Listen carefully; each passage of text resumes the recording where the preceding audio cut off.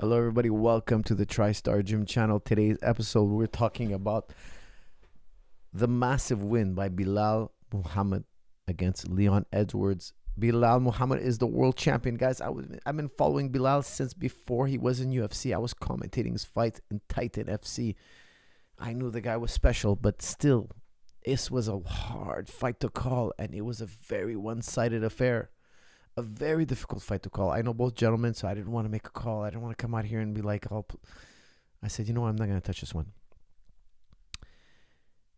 But he was the underdog. I believe the line was minus 300. I'm just going off the top of my head. It was something like maybe minus 400, which is he's a huge underdog. And he was completely dominant from bell to bell. Yes, Leon had some moments, but it was a one-sided affair. Belal Muhammad ran away with it. Won by a very significant margin. If I remember correctly, it was a unanimous decision. I have no doubt it was a unanimous decision. Belal Muhammad becomes the first Palestinian champion in UFC history, winning a dominant fight against the man who put away Kamaru Usman and defeated Kamaru Usman twice. What a legendary moment in our sport. Guys, make sure to use promo code level up 50 off. It's at the bottom of your screen. Go to jujiclub.com, pick up anything on jujiclub.com for 50% off. We have lots of videos on martial arts, striking, wrestling, jiu-jitsu, and of course my book, Fasting for Fitness. Make sure if you're doing intermittent fasting, do it right. If you're doing jiu-jitsu, if you're training MMA, do it right. Read that book. It's excellent. It's also audio, guys. It's also an audio book. You have the audio and you have the digital format. Read it. It's all about 1 hour long. It's super quick, super easy. It's not a long, drawn out book about my personal life. It's not like that at all. It's straight information. You guys know me. I like to get straight to the point. Now, what happened that night? Guys, I just got back from Manchester. I just want to give a big thank you to everybody in Manchester. I had an incredible time. Everybody treated us so well. The whole team was really taken care of. Beautiful people of Manchester. Thank you very much. The UFC, everybody, absolutely everybody was incredibly fantastic. What an incredible night of fights. Now, let me tell you guys something. The fights were early in the morning. I'm talking about like 3 a.m., 4 a.m., 5 a.m. Belal was fighting Leon Edwards. They were fighting at like 5, 6 a.m. I think it was 5 a.m. It's 5 or 6 a.m., okay?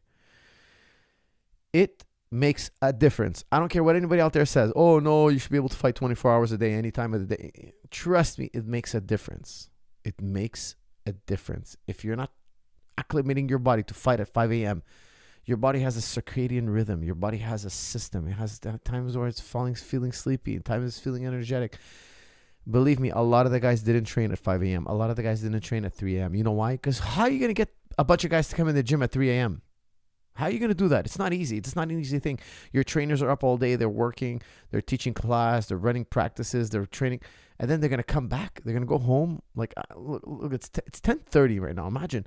It's 10:30 p.m. I just finished practice. I just finished training. You think I would go back to practice at 2 a.m.? Yes, I would. Believe me, I would. But it's insane. It's an insane amount of dedication. These guys prepping for a fight like this. Imagine you're defending your world title at 5 a.m. in the morning. You're fighting. It's an insane adventure. It's insane. It's insane. If I was a world champion, I would say, no, I'm not going to fight at 5 a.m. Find another card. I ain't doing it at 5 a.m. It's insane. It makes such a difference. Could it have been a major factor? Could have Leon maybe, I don't know if he was training at 5 a.m. guys. I didn't talk to him. I don't know. I'm not in the practice room with him. Not making excuses. I just want to tell you guys, I think it makes a massive difference. I do. Some people are going to tell me, no, coach, no. I can do it at any time of the day, 24 hours a day. I don't believe it. I think for 99% of the people, it makes a massive difference. Now, what did we see? We saw Leon back up. We saw Muhammad put pressure from the beginning of the fight, and a beautiful double leg, picking him up, taking him down. Leon getting back up, taken back down. Belal Muhammad was like a pit bull. He was like a pit bull. It was ferocious. It was aggressive. It was nonstop attacking. His fitness level was incredible. I noticed Leon slowed down. Leon is very powerful. He's very explosive. He's very dangerous on his feet. He's very dangerous on his feet. He didn't look like he could back up Belal at all. He wasn't able to back up Belal. He had some moments in the grappling. He was able to get on top of Belal. He was able to take Belal's back. It just wasn't enough. It was too little, too late. And his corner was egging him on. After round 4, his corner was like, come on, Leon, come on. No real technical advice. Just like, come on, Leon, get it, man. Like, go. They were begging him, turn it on. Why didn't Leon turn it on? We know he's a powerful striker. We know he's explosive. We know he could put the pain on anybody. What was wrong? Was he too beat up from the earlier rounds? Did he underestimate Belal Muhammad? Did he underestimate his opponent? Belal, I think, has like a 10-fight win streak. Let me count his fights, his win streak right now. Give me 1 second. This is very important. On a second here. Let's see his topology. Okay, he has an incredible topology. Let's see here.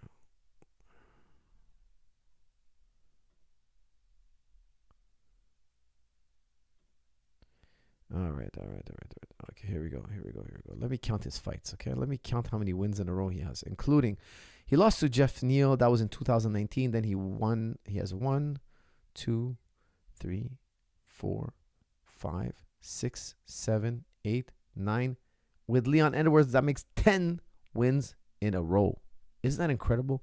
A 10-fight win streak. I'm amazed, guys. Guys, I want to hear your comments and questions just on this fight. I'm not going to do a technical analysis breakdown of every exchange because really it was just one-sided, okay? Leon Edwards, in my opinion, started too slow, underestimated Belal. Belal was ferocious from bell to bell. And yes, Leon had some moments, but he never got the striking going. I think a 5 a.m. fight makes a massive difference. I think some fighters didn't prepare for it, and it backfired on them. Belal tossed Leon around like he was nothing. That's from Anakin Skywalker. Anakin, I won't say this like he was nothing, but Belal looked head and shoulders above, and he's supposed to be the underdog. Everybody in the media, nobody gave him a chance. Everybody said, oh, look, their first fight, the eye poke. He was getting killed before that. Leon was going to run away with it. So many negative comments. As always, the haters come out, guys. As always, the haters got to hate. The haters got to hate. They got to come out with their claws, and they got to come and they got to, say every negative thing. And then they eat their words. They ate the words this time. Like, they don't always eat the words, but sometimes they do. And when they eat them bad, because this time was a one-sided dominant fight by Belal Muhammad. Coach, how did you score the fight? That's from throwaway account. I would tell you I gave 4-1 for Belal at best. Okay, so 4-1 I would say. Leon just had a hard time controlling the space. He needed more knees and teeps with feints to stop Belal coming in. He never made Belal worry about closing distance. Easier said than done. That's from Todd. Todd, you're so right. He never was able to really seriously connect at a distance. He was never able to seriously connect. And guys, I got to tell you something. When I was watching the fight, we were watching it on a laptop because we left I was there with Arnold Allen. He won his fight. So we had to leave the arena after, spending a few hours doing the media and whatnot. We all got ready to watch the main event. We were in the lobby. We only had one iPad that was playing it. We were watching it all together. And I got to tell you something. There was a lot of people there talking to me. Lots of guys who had fought were talking to me. We were having, I didn't get to watch it with a microscope, okay, which I plan to do. But every round, everybody agreed Belal was winning. Belal was dominant. We were all shocked. I thought it was going to be a seesaw battle, guys. I'll tell you, in my heart of hearts, I picked Belal. I never said it publicly, and I don't want to say it after the fight happens. Forget it. I'm not trying to say it. I picked it, okay? It's not what I'm trying to say. I'm telling you guys, in my heart of hearts, I picked Belal, and I'll tell you something. I thought it was going to be a seesaw battle. I thought it was going to be back and forth. It was going to be close. It was going to be one guy taking down the other, one guy connecting, back and forth. It wasn't. It was a runaway train, and the Belal Muhammad runaway train shocked us with his performance. I didn't think, I thought he was going to win, but he was so dominant. And the thing is, Leon Edwards is the man who stopped Kamaru Usman. Kamaru Usman is supposed to be like the second best after GSP. He's supposed to be like They argue, is he as good as GSP? Well, maybe GSP is better, they say, but okay, but he's right after. Leon stopped that man twice. He beat him twice, I should say. He stopped him once, beat him twice. And Belal came in and took him down easily. He kept taking Leon down. Somebody explain that to me. Belal Muhammad is no joke. His wrestling is incredible. Belal fought a boxing range jab and cut off all kicks. Belal said his boxing would be like Canelo's. Not quite great jab and closing distance. His boxing was excellent. His double leg was even better. The way he locked it up, the way he had his back straight, the way he locked it up under the hips was incredible. How he got the lift, he put him down, how he controlled him. Stunning performance. Guys, that's no easy fight. Leon Edwards ain't no easy fight. Kobe Covington couldn't take him down. The guy who's been wrestling his entire life, the guy who's supposed to be the top wrestler in the UFC, he couldn't do it. How come Belal was taking him down over and over again with such belief? Belal has so much belief in his takedowns. He has amazing takedowns, but these other elite wrestlers have been wrestling their entire life. They can't do it. They can't do it. And he goes in there round one, he's like, hey, you know what? I'm going to do what nobody else can do. Incredible. Stunning. Belal has improved way more than Leon. That's from Abdul Tahir. I think you're 100% right. They fought 3 years ago, guys. That's a very different Belal Muhammad. That is a 100% accurate statement. Belal had more bad intentions behind every punch. He had a real reason to dislike Leon. Eye poke. Leon trash talk Belal all the time. That's from Hassan Haytham. Hassan, my boy. They have a lot of beef. I didn't listen to the press conference. I didn't go to the press conference. I didn't go to the weigh-ins. I had my wife with me in Manchester, so I went sightseeing. I went to chill out. I went to relax. I had to help with the wake up, but I wasn't going to go to do all the craziness.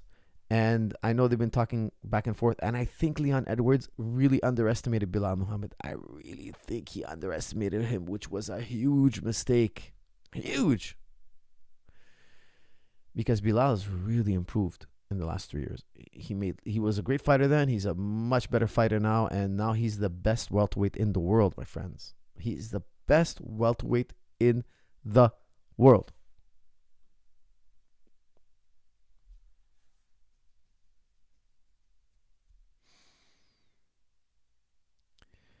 Good to see you live, Firas. Opinion on Dana Pink putting the card at 5 a.m. That's him, Anthony, my boy Anthony.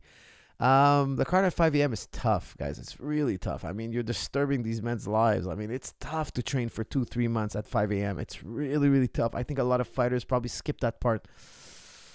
Very difficult thing to do. Very demanding because it's hard to get training partners in. It's hard to get trainers in the gym at that time. People have routines. Who wants to train at 5 o'clock in the morning? 3 o'clock in the morning. Some of the guys were fighting at 1 in the morning. It's really tough. I mean, it's just a very difficult thing to do.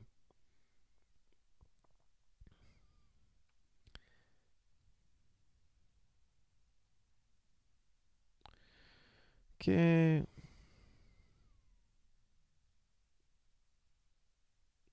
What do you think Leon needs to work on? That's from JLJE.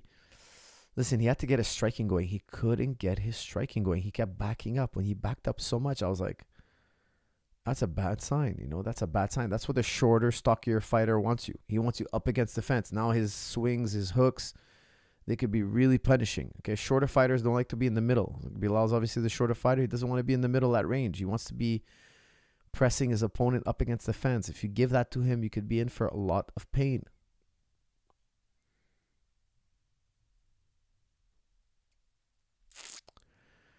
All right, guys, what can I say? It was a stunning fight. Do you think Shavkat will take the belt off Belal? That's from A. Guys, Shavkat, 17 fights, 17 finishes. The guy's a meteorite. If he fought Belal Muhammad, I'd have to do a breakdown, and I'm not going to do that right now, but that would be a colossal fight. Just underappreciated by the layman. I think the hardcore fans would all be all over it. We'd all want to see it. We'd all pay for it. We'd all be, front row. But the layman, they just don't know Shavkat yet. I think the UFC is going to build up Shavkat. They're going to make him a megastar because he is a megastar. The guy's a freak of nature. And then they got to have a mega fight.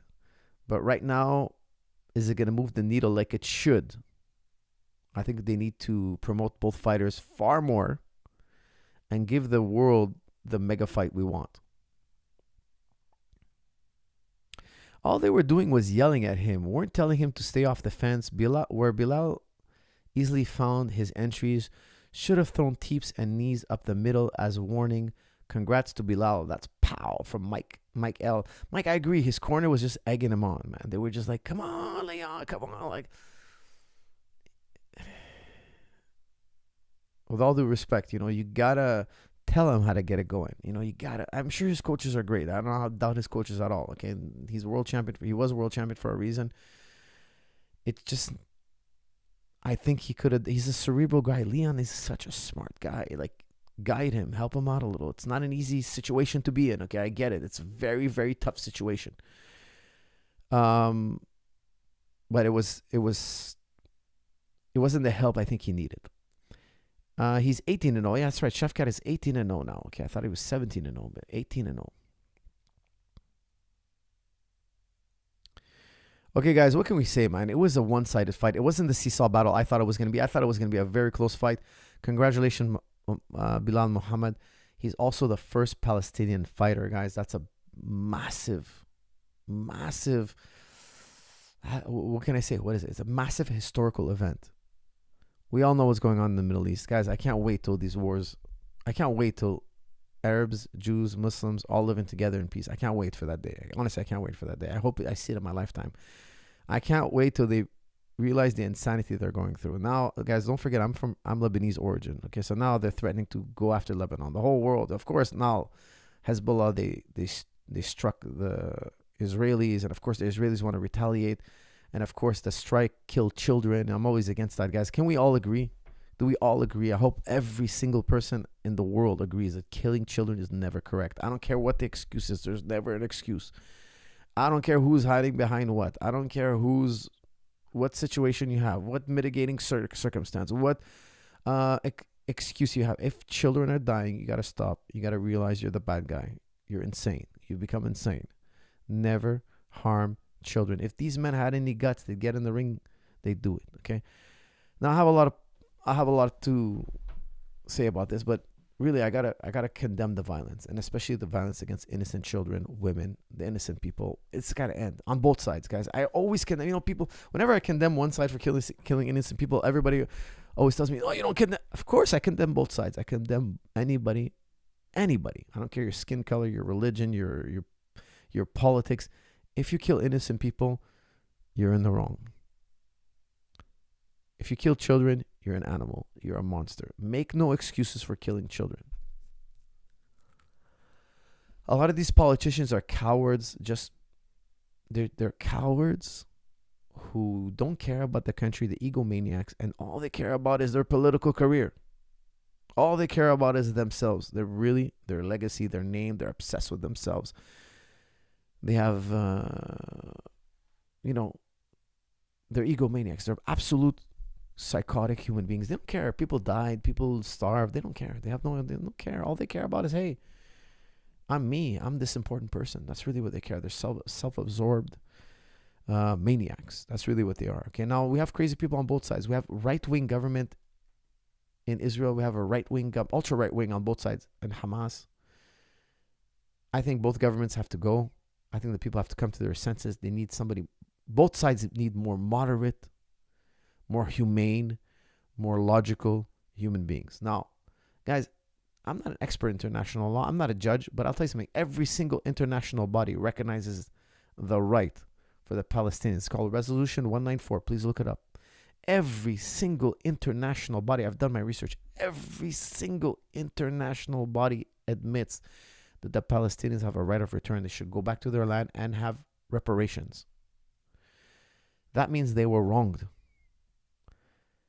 For those of you who don't know, it all starts back around 1948, even earlier, of course. But the Palestinians have been tortured for nearly 100 years. Everything you've heard about October 7th, yes, was bad. I will tell you something. Killing innocent people is bad. I condemn it 100%. But it didn't start October 7th, 2023. Go back to 1948, October 7th, 1948. The Palestinians were living a nightmare, and they're still living a nightmare to this day. And what's happening today is all about what happened back in 1948, the Nakba. They ethnically cleansed nearly 1 million Palestinians, about 750,000 Palestinians. They murdered them, they massacred them, they starved them, they burned them. They burned their homes down to the ground, they destroyed their homes. It's a nightmare. And now the Palestinian people have a champion. And I hope Belal Muhammad understands the position he's in, and I hope he does everything in his power to help ameliorate peace in the Middle East. Okay, guys, with that said, let's talk about absolutely anything. It was a one-sided fight. What can I say? I'm not going to do a complete breakdown of the blow by blow because it was one-sided. Let's talk about absolutely anything. Let's go. Hey, for us, Free Palestine. Any thoughts on ADCC and CGI coming up? Question mark. That's from Marshall Maxwell. Marshall, I'm all for both of them. I really hope CGI continues. You know, because my whole thing, I love to see the fighters make money. That's huge. But I don't want to see ADCC get destroyed. Why? Because ADCC is the biggest event. If CGI was a regular thing is happening every year, okay, I'll be like, well, guys, we have every 2 years or whatever it is. We have a way to make more money. But if CGI just comes in, and it won't destroy the ADCC, but if it harms ADCC, if it sets back grappling a little bit further back, it's not good. I want to see grappling become like NBA, like football, like NFL. Now, I don't think one event is going to hurt it, but I think they're trying to send a message. From what I understood, some people explained it to me. It's like spend less on production and more on fighters. I totally agree on that. More on competitors. I totally agree on it. Because here's the thing. Take out CGI. Who pays the most? It's ADCC. Who gives the most? Who has the most prestige? Who's the one tournament everybody wants to go into? It's ADCC. Why don't they pay more? Well, they probably, I don't know. I'm not a big believer. I don't think that grappling is that popular that it makes big bucks yet. Okay, so I'm not, I know jiu-jitsu is popular. I understand jiu-jitsu is popular, but it's nowhere near. It doesn't bring anywhere near MLB and NHL. Not even close. I've never paid to watch an ADCC match. I've never paid once to watch an ADCC match. So how can they be making money? It's all on YouTube. It's all like pirated. It's all like, you know, it's all on public forums. So I hope one day we get to the $1 million cash prizes on a regular basis, not just a one and done. But that's a great thing that two guys are going to become millionaires, guys. 2 grapplers are going to become millionaires in one night. That is fantastic. I can't wait to watch it. I'm going to be watching both, of course, because I'm a jiu-jitsu nerd. I'm a jiu-jitsu lover. But I would tell you that ultimately it would be great if they were on different days. That way everybody could do both of them. That way we can see more super fights and fighters can make more money and the sport can grow. I ask myself one question. What's the best thing for the sport? The best things for the sport is for the fighters to make the most money. That brings the most prestige. More people want to get into it. It gets bigger. I think having them on separate dates could be better. I'm assuming. I don't know all the ins and outs, but I think if they had it on separate dates, everybody can make more money and we could watch more grappling matches. Call me crazy, but that's how I see it. Maybe I'm wrong, but I think it'll be good. How do you think Jon Jones will dismantle Aspinal? That's from Serd. Guys, Aspinal is a beast, okay? He could wrestle, he could strike, he moves like a cat. He does this crazy thing where he leans back. It always scares me when he does that.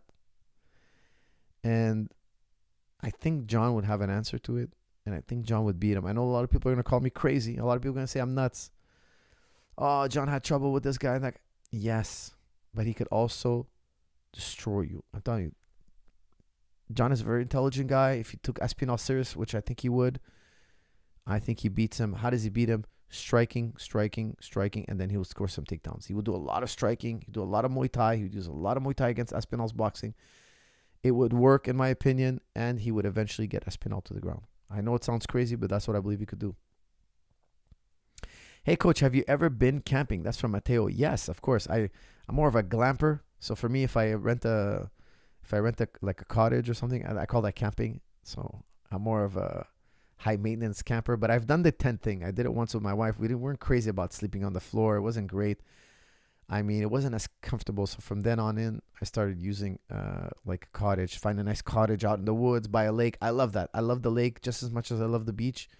Maybe the lake even more because I like going for a run. I like biking. I like hiking. I like doing something active in my day instead of just bumming around on the beach for 8 hours.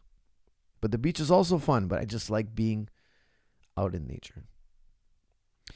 Coach, thoughts on France mocking Christians with the trans people doing the Last Supper? That's some hanimali. Guys, it's disgusting. I saw it. It was horrible. Why does everything have to be about sex? We're here for sports. We're here representing our countries. And what does France do?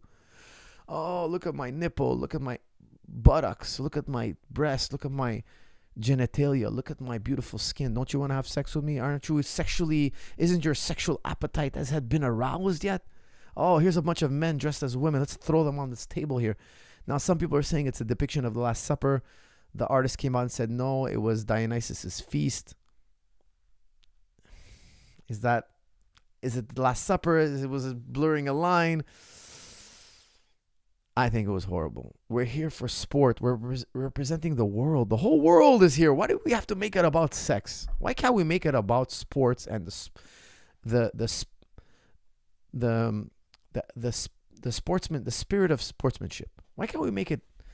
Why, what kills me? It was little kids at the table. So they have, for those of you who didn't see it, which I'm sure most of you did, it was just like men dressed in drag.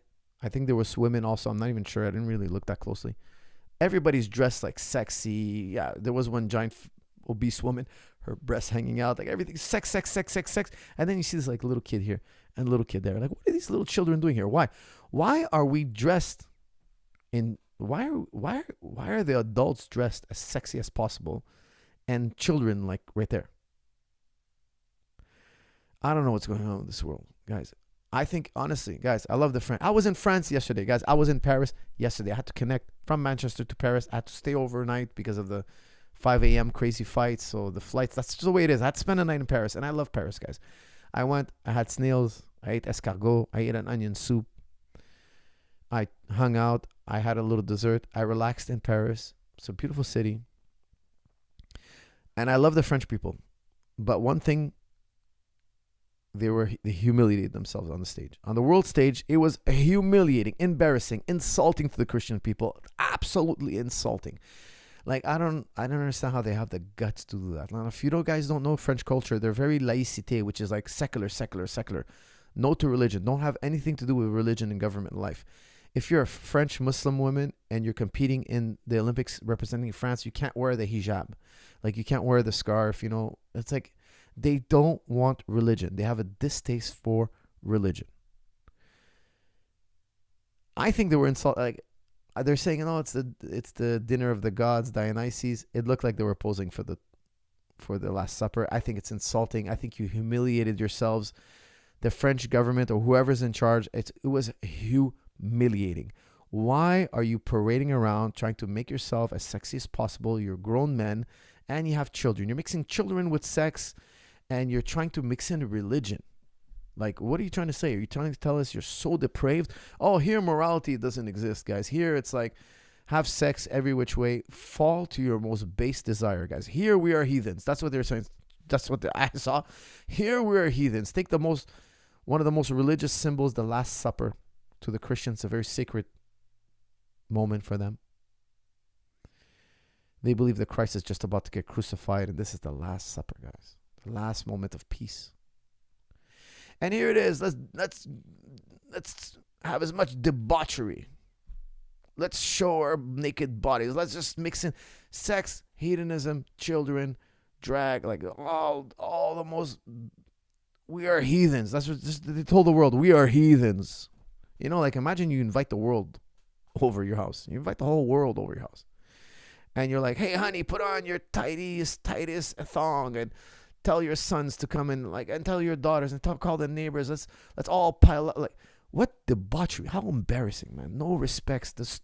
We came here for sports. The whole world came here so we can play some games, and we can compete, and we can show goodwill, and we can maybe, inspire a future generation to get into some sports. The whole world coming together, showing love, showing like friendship, solidarity. They made it about heathenism, sex, debauchery. It was horrible, man. I found it pathetic. And they had to insult Christianity, which I find disgusting. Honestly, disgusting. They had to insult 2 billion people. 2 billion people on the face of the earth are Christian. How insulting, man. Honestly, I'm insulted. Muslims believe in Christ, of course, alayhi salam. So that's basically almost 4 billion. They insulted nearly half the planet. Think about that. Trust me, we're just as insulted. Disgusting, pathetic, horrible. I heard they gave her an apology, an official apology. Honestly, man, the world. I think the world's finally getting sick of this craziness. Like, it's just too much, man. Just insane.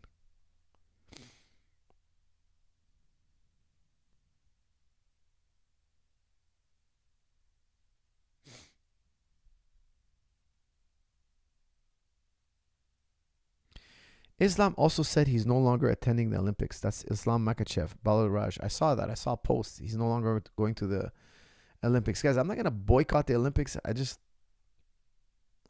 it's not fair for the athletes. They didn't have anything to do with it. Imagine you're swimming your whole life. You're competing in the Olympics. Everybody's saying, well, we're not going to watch you because some guy did some kind of weird thing at the opening. It's like, I don't want to blame the athletes. I don't want to blame the athletes. I don't want to bring them into this.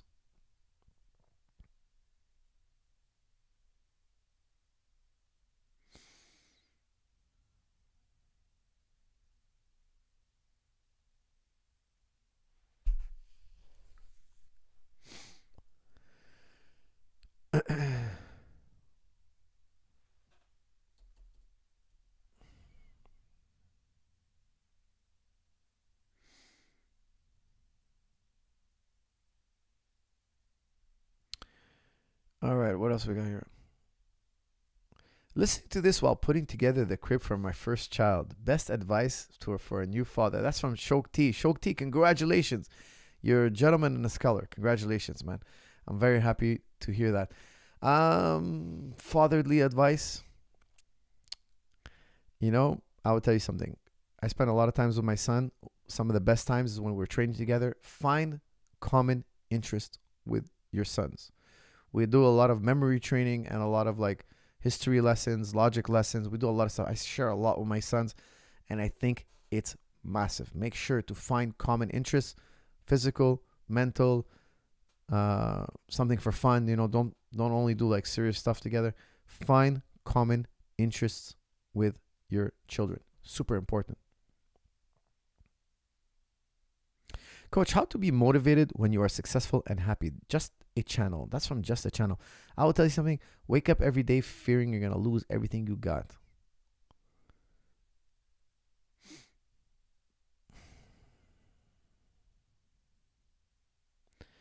I think time heals all wounds. Now I've come to realize that wounds are a burden of our time. That's from Camille.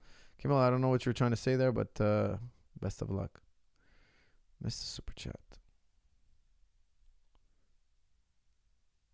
Coach, I watched your investment video in your 20s. Can you help us newbies? Who do we study?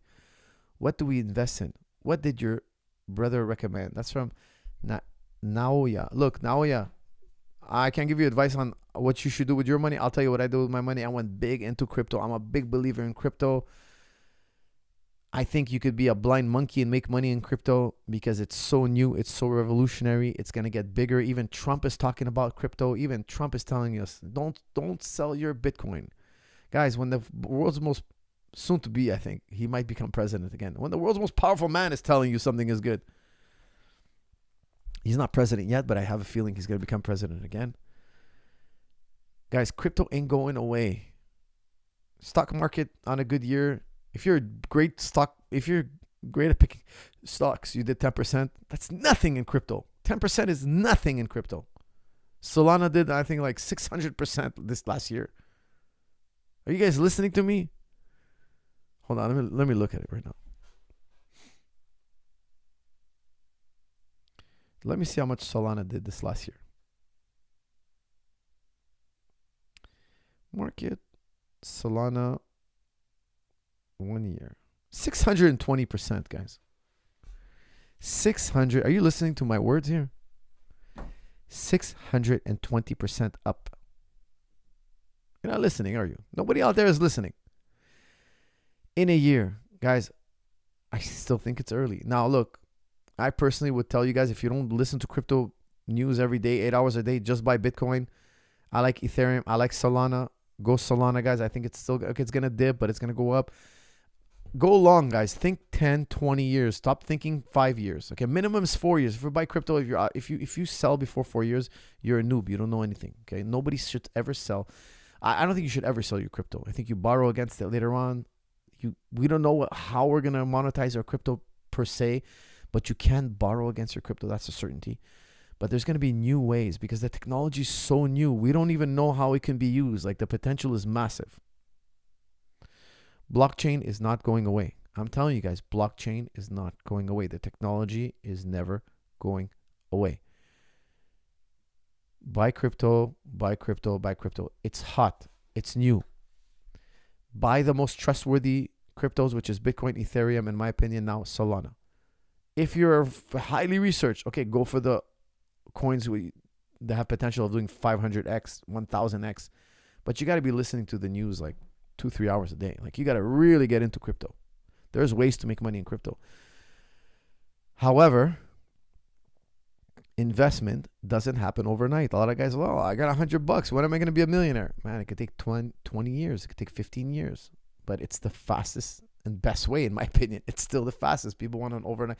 In crypto, you can, guys, if you hit what they call an altcoin, something that goes 1000x, and it happens, believe me, in crypto it happens. It never happens in Wall Street, but it happens in crypto. You can become an overnight millionaire, but it's a long shot, highly, highly risky. There's a lot of rug pulls, a lot of dangers. Believe me, everybody's trying to find the next altcoin, what they call the alternative coin, okay? After the rock solid ones. What's next? Well, you have all these meme coins, okay?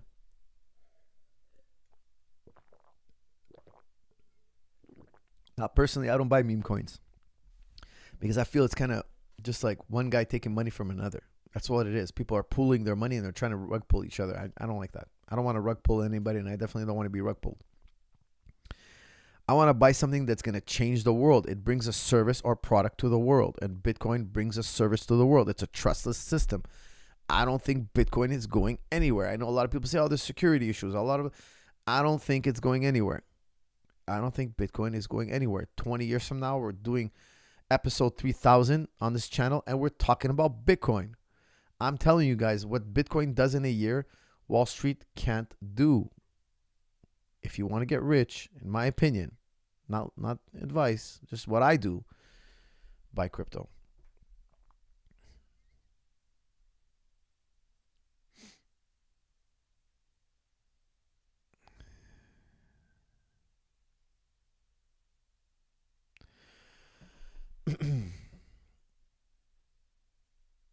Coach, what do you think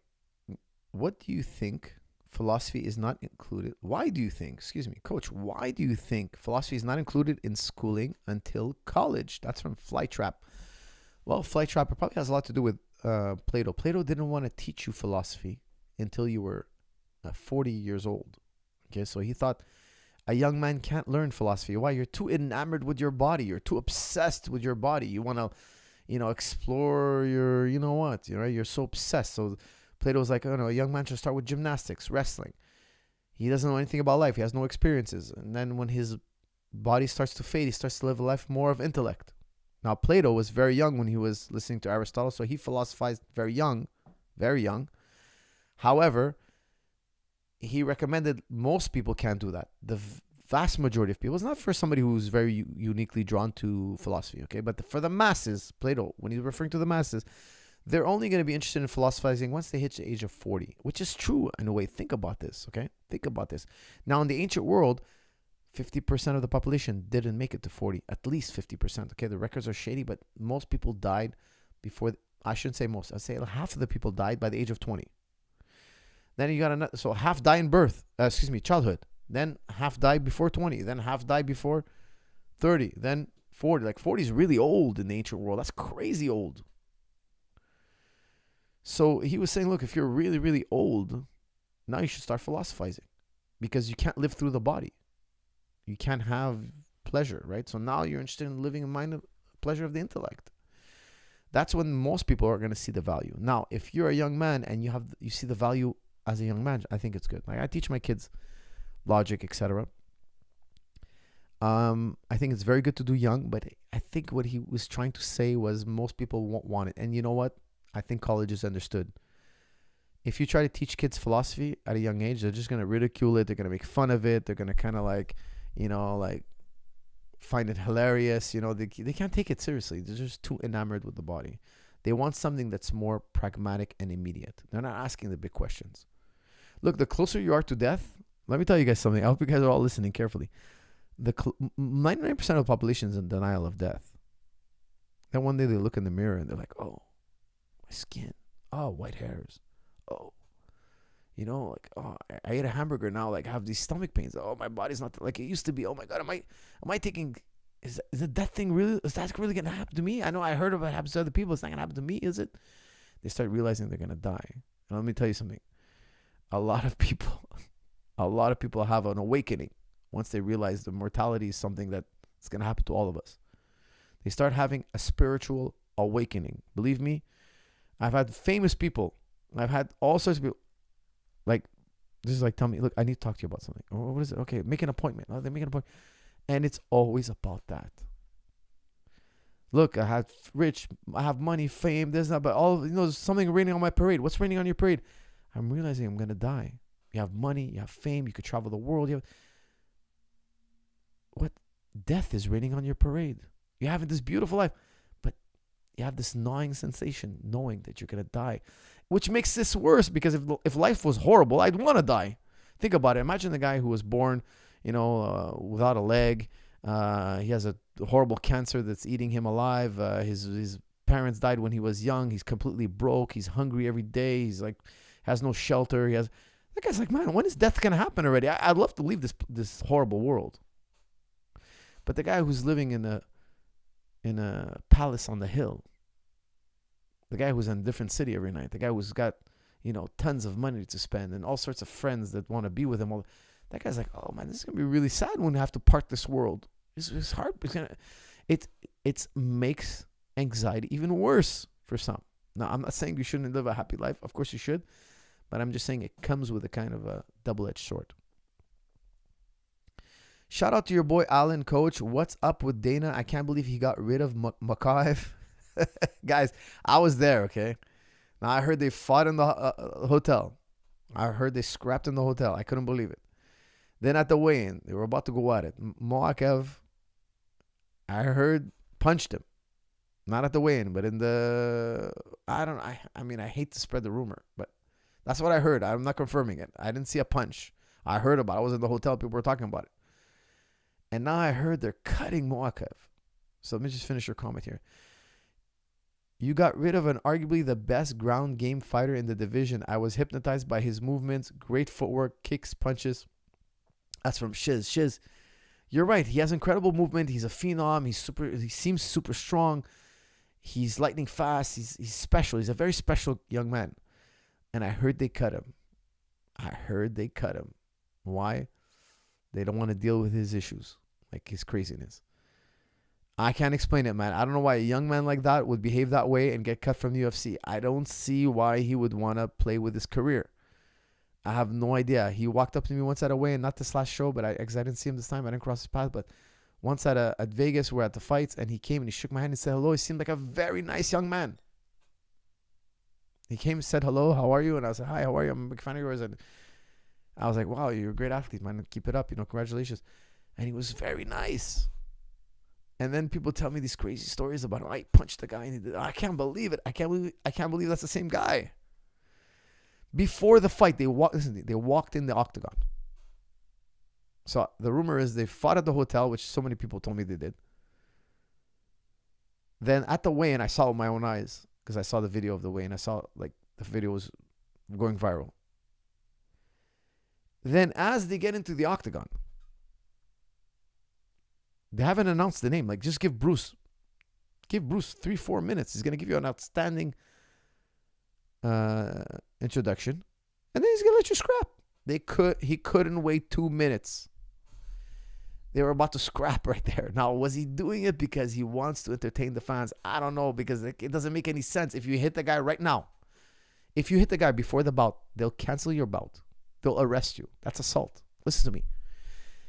If you hit a man before the referee says go, that's assault. You understand? They're going to handcuff you, take you, and put you in the slammer.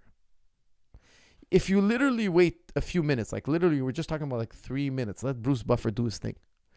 Then when you run across the octagon and hit him, you get paid for it. You get tons of money. Tons of money.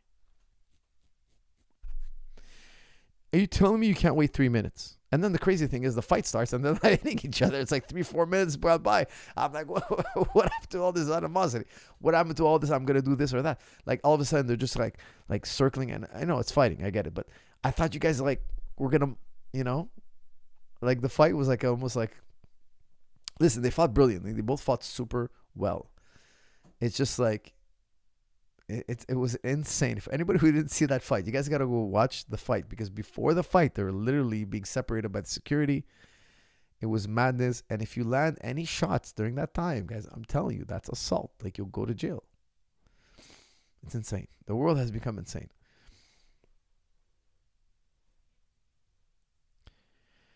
Dionysus is the god of wine, making fertility, insanity, and ritual madness. That's from Brian Blaze. Brian, you're referring to the Olympic opening ceremony. It might have been the Dionysus, but it was kind of like a hybrid, it seemed. Because, you know, they had like the halo. You know, the halo, that's very Christian. Okay, so they had like a halo on one of the women, or I don't know, I think she was a woman, like the big fat one. And that's very Christian. So interpret it your way. Your first Jerry podcast, you said it takes a brave man to do, referring to chopping all the inferences you mentioned, arrived by Ghazali. Your arguments of innate knowledge of God, I think about it every day. How do I know I have arrived? ? Thank you for helping me get to certainty. That's from True Red Crime. Okay, well, I'm trying to reread here. Let me, where are my glasses here? I'm not sure what you're saying here. Hold on a second. Your first JRE podcast, you said it takes a brave man to, referring to chopping all the inferences. Oh, I hear what you're saying. Okay. I get what you're saying. Okay, guys. True Red Crime is asking me, look, on the first podcast on Joe Rogan, you were talking about like negating everything. So what does it mean to negate everything? Look, in philosophy, you have two categories. Something's either objective or it's subjective. Okay. So let me explain to you one of the simplest ways I can explain to you. Take, for instance, an orange, the fruit, an orange. Okay.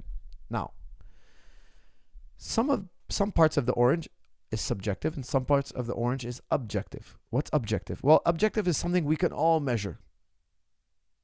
Doesn't matter what religion you are, what race you are, what part of the universe you come from. If I ask you, how much does the orange weigh? We can all weigh it and all come to the same conclusion. If I ask you, what is the radius of the orange? That's objective. We could all take out a measuring stick and measure it and come out to the same conclusion. However, if I ask you, does an orange smell pleasant? Some may say yes, some may say no. That's subjective. That's all depends on how you experience that orange. It's not objective. It is subjective. If I tell you, hey, are oranges delicious? There's no right or wrong answer. It's subjective. Again, there's an element of personal experience. If I show you a woman and I tell you, look, what color her eyes? That's also subjective. Some people are colorblind. They're going to see her eyes as a shade of gray, even though they're maybe brown. If I ask you, is that woman beautiful? Again, subjective. There's no right or wrong answer. It's not math. It's not a question of mathematics. It's not a question of geometry. It's not a question of it being quantifiable. Now, if I ask you, how tall is she? How much does she weigh? How many fingers does she have? Then it becomes objective. Okay? So philosophers were looking for something 100% unbreakably objective. 100%. And I'll tell you something. Even mathematics. So as you become a philosopher, you start to realize that, hey, mathematics is safe. Mathematics is a wonderful place. Bertrand Russell. Oh, mathematics is just pure objectivity. There's no opinion needed here. It's not a matter of consensus, whether you agree with me or not. It's a matter of cold, hard, brute facts. Brute facts. Okay. And I love what Bertrand Russell says. He says, look, saying mathematics is objectively true, we might be completely wrong. He says, I'm starting to realize it might just be a tautology. Tautology is just like, a tautology is something that doesn't add any information. It's like saying, it is what it is, man. Okay, that's not the best example, but it is what it is a tautology. I'm giving you no information. Of course it is what it is. What else could it be? You know, when somebody says, I am who I am, what can I tell you? That's the way I am. It's like, that's not an explanation. You're just asserting something that's blatantly obvious. So, Bertrand Russell said, look, he has a famous saying. It might not make sense to a lot of people out there, but he's saying, look, saying mathematics is true is like saying a four-legged dog is a dog. I'm adding, it's a bit hard to explain, but he's just saying, look, 2 plus 2 doesn't equal 4. 2 plus 2 is the same as 4. If I give you this really long sequence of numbers and then you finally calculate it and you get the right answer, it's just the only reason for you it seems like new information is because you're too dumb to understand mathematics. Mathematics is so obvious. What's on this side of the equal symbol is the same on the other side. They're equivalent. It's just you couldn't read that side. You're just illiterate. You're mathematically illiterate. It's like saying 2 equals 2. It's the same. It's just your illiteracy makes it seem like you discovered something which you didn't. Okay, now, there's a lot of complicated issues here, but there's a lot more to subjectivity in math. But I can tell you something. It's a very hot topic.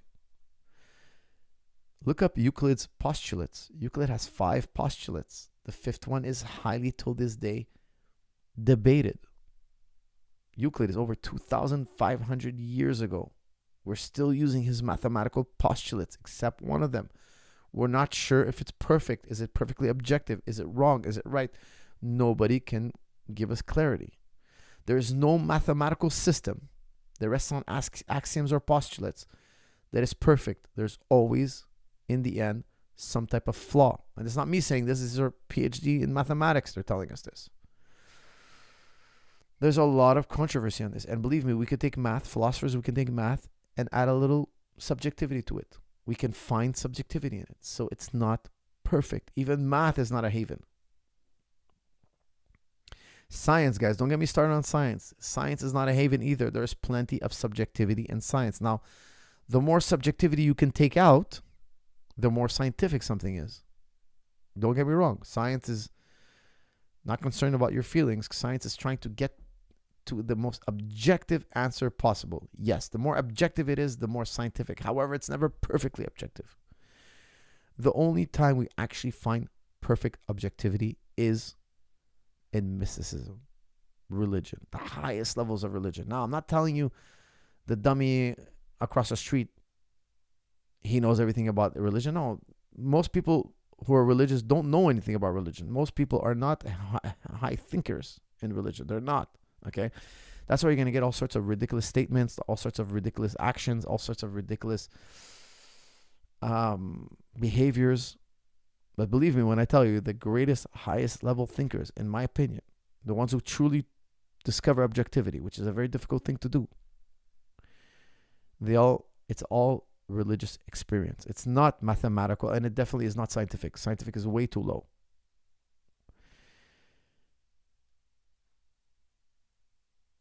It's a very difficult thing to point out. But ultimately speaking, God is the only truly, undeniably objective thing, and it's known through direct experience. Now, I think every human being knows it in their heart of hearts. Every human being was born into it. However, as we grow up, we have personalities. We forget. We get confused. We start mixing our ideas with other things. I've done this many times on the channel. I'm not gonna do it again tonight. We kind of fall into a haze, but ultimately speaking, every human being knows this. Shiz, coach, my boy Patan will be successful in the heavyweight division until he faces Jon Jones. What's the point of him moving up? Question mark. Patan is a natural 230. Okay, what about fighters who are natural 300? Question mark. It takes one punch to make an impact. That's from Shiz. Shiz, I don't think he'll do well at heavyweight. Not with Aspinal. Aspinal will take him down. Aspinal would maul him. Aspinal's too big. There's a lot of guys who I think give Patan a very hard time at heavyweight. Now, I know he could squeeze in a heavyweight fight here and there and he can win.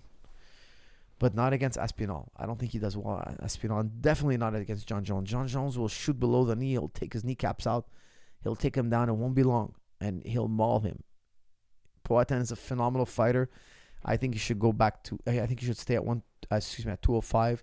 And maybe if there's a right champion at heavyweight, maybe make a run to the heavyweight. Just once. Just for one night. One shot. Triple champion. 3-division champ. But not Aspinal, not Jon Jones. Guys, make sure to use promo code LEVELUP50OFF and get 50% off absolutely anything on JujuClub.com. Make sure to pick up strong and stable knees for life and strong and stable back for life. And of course, all the martial arts videos as well. But guys, those two videos are absolutely a must-have. Strong and stable knees and strong and stable back. Make sure you do not get injured. Is it risky telling Arnold Allen he is up 2-0 while the first round was clearly Giga's and the second was very close, but it could see the second for Arnold? If Arnold lost the third, you would have lost the fight, question mark. Well, that's why I told him to treat it as 1-1. Okay, so if you listen to him, I said it's 2-0 for you, but treat it as 1-1. That means we have to get the third, okay? Now, look, the first round, I rewatched it. Yes, I will tell you, I think Giga got it, but he backpedaled so much, okay? Now, don't forget, there's new rules, okay? There's new rules. And the new rules, if you're backpedaling, if you're passive, if you're disengaging too much, again, the rules are the rules. It's all up to interpretation. And especially in the last round, I was sure we won the last round because Giga was disengaging a lot. He was circling. Go watch that fight again. He was circling so aggressively. It was passivity.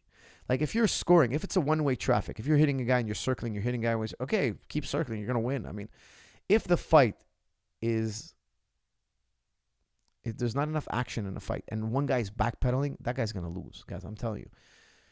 Arnold was going forward. He was trying to cut off the ring. And Giga was backpedaling at full speed. It was, anyways, guys, I shouldn't be even talking about that fight, but I think it was too much backpedaling. You can't win like that, especially when it's close, because you're the one making the fight. You're the one delaying the exchanges. You know, like fight at your range, but don't back up so aggressively.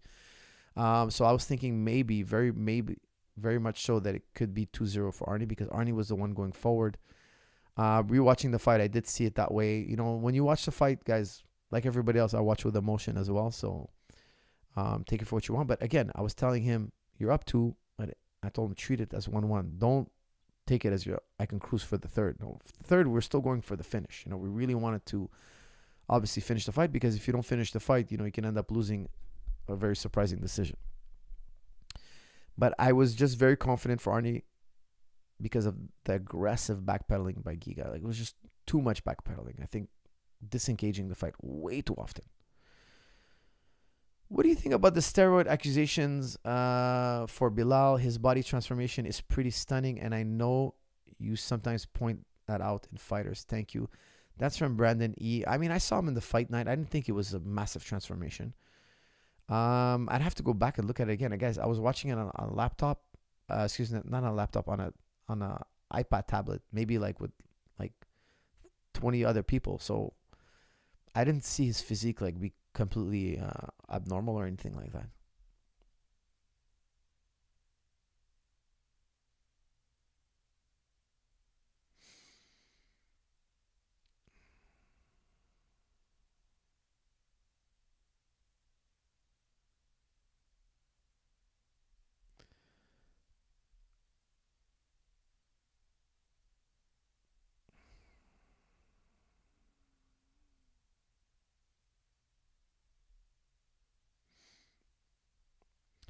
When will we stand against this injustice / oppression? When does this end? That's from Muhammad Ali. Muhammad, I hope with you, man. I think we got to condemn everybody who breaks international law. That's it. It's super simple, guys. There's literally judges that study law their entire life from all over the world. They come together, they create an international body, the ICC, the ICJ, and people, they don't respect international law. The whole world came together and said, never again. Let's make these rules. Let's not do these bad things anymore. Let's not destroy humanity. I think if you break international law, that's what makes you a terrorist. That's how I define terrorist. I don't define terrorist as, oh, if you killed somebody and you have a beard and you're brown skin, it makes you a terrorist. And if you're a white guy, well, you're just defending yourself. I think it's absurd. I think the word terrorist has become the new N-word. That's what it is. We're just telling people who we want you to hate. What a terrorist should mean, what would make sense, would actually make logical sense, is if you break international law, then you're going out. If you're breaking international law for political gain, that's terrorism. And I tell you something, there's terrorists all over the place. I'm not going to start naming names because I probably have to name every single government in the world, almost every single government in the world. They're all breaking international law. Nobody takes international law seriously, and that's sad. And I hope those guilty of international law are brought to justice, honestly.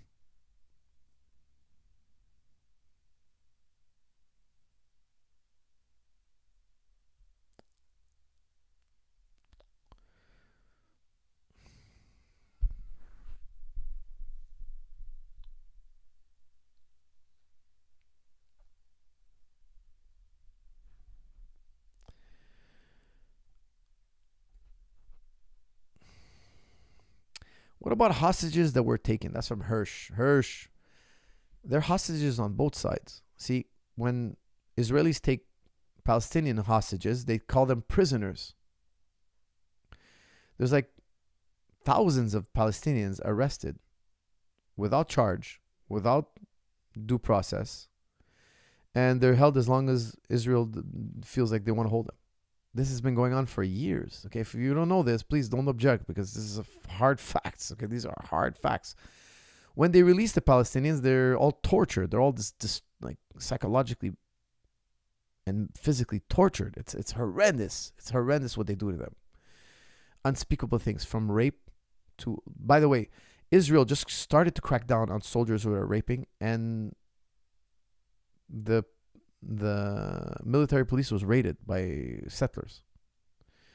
They don't want soldiers to be brought to justice for dehumanizing Palestinians. So Palestinians' lives are absolutely worthless. 99.9% conviction rate. And if you're going to talk about kidnapping children, they take children as well. Imagine you send your children to school, and then you hear some soldier grab them by the arm and throw them into jail. If you are a Palestinian, you go before military court. If you're an Israeli, you go before civil court. That is racist. According to your race, imagine if we're in America and we said, okay, if you're black, you're going to military court. And if you're white, you go to civil court. You have a lawyer, you have due process. Oh, the blacks? No, we're going to put you 99% conviction rate. And we don't have to tell you why we're holding you. We don't have to tell you when we're going to let you go. And we don't have to let you go at all. We can torture you. We could beat you. We could starve you. We can sick the dogs on you. We can murder you. And there's no repercussion for us whatsoever. Oh, by the way, we're not racist. Guys, that is the definition of racism, and there's definitely ethnic cleansing going on. People are absolutely in denial about it because from some crazy ideologies, but ultimately speaking, the ICJ, the ICC, they all condemn these actions, and they all 100% agree. This is ethnic cleansing. This is apartheid. And Israel's been blacklisted for harming children. They literally have been blacklisted for harming children. Now, I'm not going to defend Hamas because Hamas also harmed children, but nowhere near to the extent that they've been blamed, the 40 babies and all that, etc. There was only one child killed. From the records I saw, there was one child killed at age 0 because he was inside a pregnant woman, and from what I remember, 2 children harmed. I can't remember which kibbutz, but there's no independent numbers.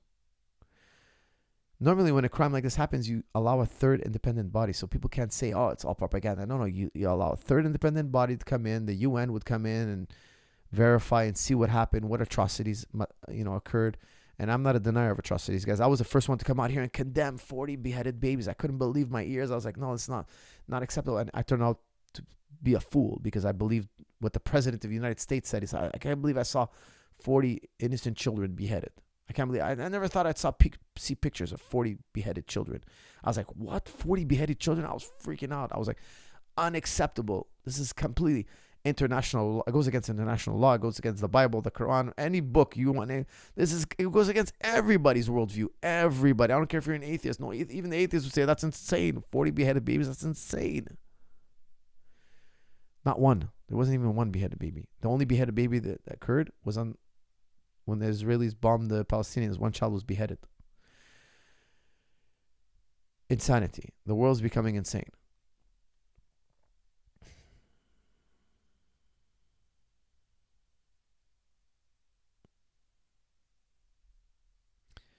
Okay, guys, somebody locate me Camille's super chat. Team 3 Dalfa has a video on Middle Eastern genetics. It's an absolute gem. Well, in Israel, they say, "Oh, we're from the Middle East." They don't allow DNA test. If you're from the Middle East, let's do a DNA test. You're saying you're from the Middle East, let's do a DNA test. It's illegal. Why do you think it's illegal? Well, I would tell you, look, I think you could be culturally Jewish. Even though your blood is not Jewish, I still consider him a Jew. If his forefathers were Jewish and they passed down the culture and religion and his genetics was altered over time because his parents intermarried, I still consider that person Jewish. If you have Jewish heritage and you identify as a Jew, you're a Jew. There's nothing wrong with that. But you have inheritance from other places. My whole thing is like, Jews are welcome in the Middle East. Guys, by the way, it's a huge myth that Muslims hate Jews. That's a huge myth. It's a most disgusting, vile myth. Muslims and Jews are super similar. It's taking our homes that we're against. Look, when you immigrate to a country, buy a home, work hard, buy land, you're more than welcome. I came to this country. I didn't kill nobody. I came to Canada. I didn't kill nobody. My parents didn't kill nobody. They didn't kick people out of their houses. We came here as immigrants. We worked hard. We bought a house. We bought land. And today we're paying taxes like everybody else, and we're part of the community. Nobody was wronged. The way they established the Israeli state. Look, the Zionist project inherently demanded the removal of the Palestinian people. The project was racist. That's the whole point. That's why the Palestinians resisted the Zionist movement. Now, the Zionists, when they came in to Palestine, they were underground fighters, like Ben Shapiro says. Ben Shapiro says, oh, they're underground fighters. What is underground? It's just another word for terrorists. They were labeled terrorists. They were terrorists. That's how the international community saw them. They were no better than Hamas. They were no different than Hamas. They used death, murder, blowing up people, killing innocent people for their political gain. Guess what? They became head of state. They ran the country. They massacred Palestinians en masse. One massacre after another. Deir Yassin. Look up Deir Yassin. It's documented. It's undeniable. It's undeniable. They massacred and ethnically cleansed. It's absolutely wrong. Absolutely horrendous. The whole international world, all the international bodies condemn it. Resolution 194. Read Resolution 194. It's not complicated. You don't need to ask an MMA coach or your buddy or your neighbor. Go to the judges. Go to the experts in the field. And they will all tell you. I had this one guy, vegan gains. He wants to debate me on the Middle East. It's like, dude, you're a vegan and I'm an MMA coach. Why are we're not experts in the Middle East. We're not historians. This is a serious topic. And there's nothing to debate. All the top historians, all the international community came together. They already did this. They already did. There's nothing new we're adding to the discussion. Guys, these are not objective hard facts. These are truths that come down to consensus. What do we consider fair?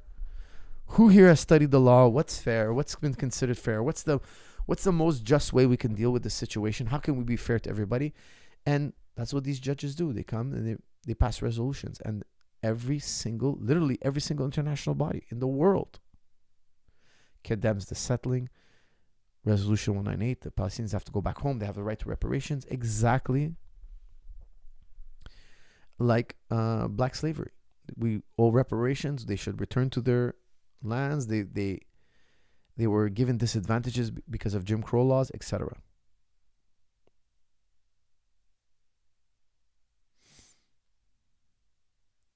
Go watch Jake Shields' interview about Palestine. That's from Crypto Analyst. Crypto, I haven't seen it yet, but I'm trying to remember to check it out.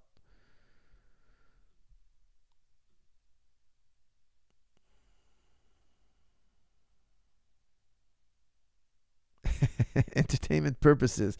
In a different dimension, my boy Khamzat against Shafkat, both undefeated. Khamzat shoots for a double leg takedown from a long distance. Incredible. Gets to the neck and chokes. Smash everyone. Wow, you would pick Shamaev over Shafkat. Shiz the top G of the chat room. Always. That's a tough one. In a 5-round fight, that's a tough fight, man. That's a very tough fight. Could you imagine Shafkat and Shamaev fighting in the octagon together? I think my head would explode. Coach, respect. I just had a grade 3 ankle sprain from light sparring on uneven ground. Any tips for recovery? Thanks in advance. That's from Sparky No Pal. Sparky, if it's acute, if it's very, very painful, I highly, highly recommend do cold plunge, hot plunge, cold plunge, hot plunge. So get an ice bucket, fill it up with water, put your foot gently into the ice bucket, let it get really, really cold, and then run your foot under warm water, very warm water. Okay. Do hot cold therapy. If you can't massage it, if you can't move it around, if it's very thick and it's hard as a brick, your ankle, start with hot cold therapy, and then very, very small amounts of mobility, as much as you can handle. Don't forget the pain rule. Never let the pain go higher than 7 out of 10, and slowly regain your motion over time. Okay, but this is sounds like you sprained it very bad, so start with hot and cold therapy. Lee, hold on a second here. I just saw a good one. Lee versus Gillespie or Emmett versus Bryce. What was scarier? That's from Jordan Costa. Well, I was in the corner for Lee versus Gillespie. But I got to say, man, Emmett versus Bryce was even more scary because how long Bryce was like on the ground. I think he was shaking. He was convulsing. It was really scary, actually. Look, both of those were nightmares. Okay, I would say Gillespie. The way Gillespie went down was scarier, but the way Bryce stayed down was even scarier. So that was really, really scary. Recently Bryce, he went on the Valuetainment podcast. He went on the Valuetainment podcast and he just ripped Muslims. He just like ripped us. He's like, Muslims are this, Islam is that, oh, this, that. Or he was just saying the most violent stuff. I wrote him a text because I remember him giving me his number. He saw me once upon a time at the UFC, and he was like, I'd love to train with you sometime. He gave me his number. He's like, look, if I get this certain fight, I'm going to come train with you. I was like, you're welcome, man. Come train with me. Then after I heard him on the PBD podcast, Patrick Ben David or Valuetainment, whatever they call it, podcast. And I was just hearing this spewing vile. And I wrote him back. I wrote him, look, man, you said this and this and this. This is completely wrong. Here's why you're wrong. It's completely 100% incorrect.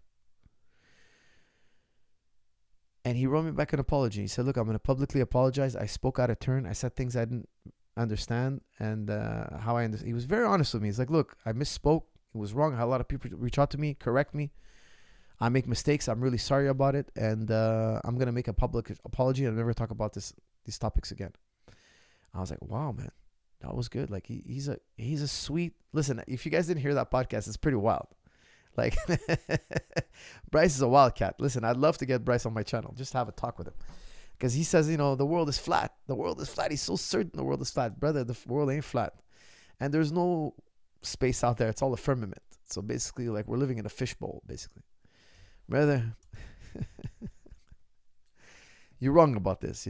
Just basic physics. Like, think about this. Just think about this. We could see the other planets orbiting. They're all spherical. Why would you think we're a flat pizza? We're a flat pizza.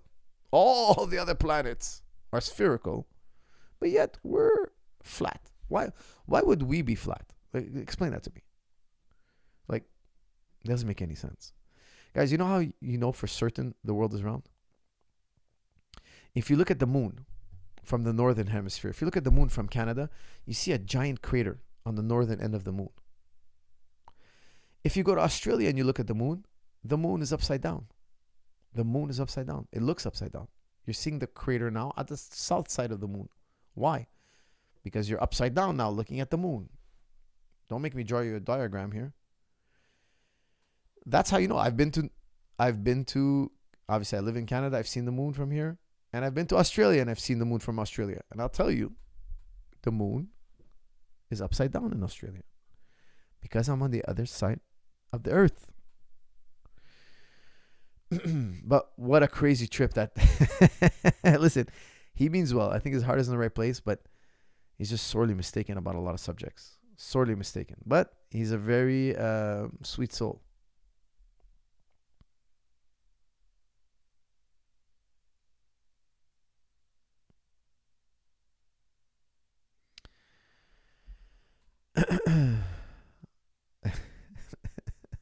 Man, that's funny.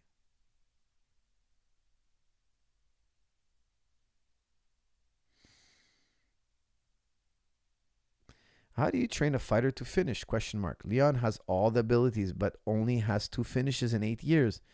It seems like his lack of killer instinct lets him down. That's from Fight Milk. Okay. Well, listen, man. You're fighting the top guys. You know, they're not easy to finish. That's the thing. It's really, really tough. Look, Kamaru Usman's never been finished, and Leon finished him. It's really tough to finish these guys at the highest level. That's why they're there, because they were really hard to finish. If they got finished, they wouldn't have made it to the top level. Like if they got finished often. It's a really tough business, guys. I'm telling you, these guys are killers. You guys look at them and you're like, oh, well, you could have done this, you could have done that. Dude, you know what? Why don't you come to practice on Monday? Come lace up the gloves. Show us what you're talking about. It's not that easy. Why didn't you just take the puck and put it in the net? Why didn't you just kick the soccer ball inside the goal? Why didn't you just jump up and slam dunk the basketball? It ain't that easy, guys. It ain't that easy. The other team is trying to do everything in their power not to let you do it, okay? So you guys, I'm telling you, it's just not easy. And a lot of people who talk like this, they just didn't do any sports. I really highly recommend, guys. If you're questioning, why didn't you just hit the guy? Guys, please do me a favor. Get a man's guide to throwing a punch. Go on jujiclub.com right now. Level up 50 off. Get 50% off. Do the workout. Hit the bag. Do the shadow. Learn. Then go in a boxing gym. Become a man. Learn what it is. Hey, the guy won't sit still. Let me hit him. Exactly. Oh, the other guy punches back really hard. Exactly. It ain't that easy, guys. I'm telling you. These guys are fighting at the highest level against killers. You can't just be like, oh, well, you know, the guy doesn't pull the trigger. What do you mean doesn't pull the trigger? The guy's hitting pads every day. He's boxing every day. He's pulling the trigger plenty.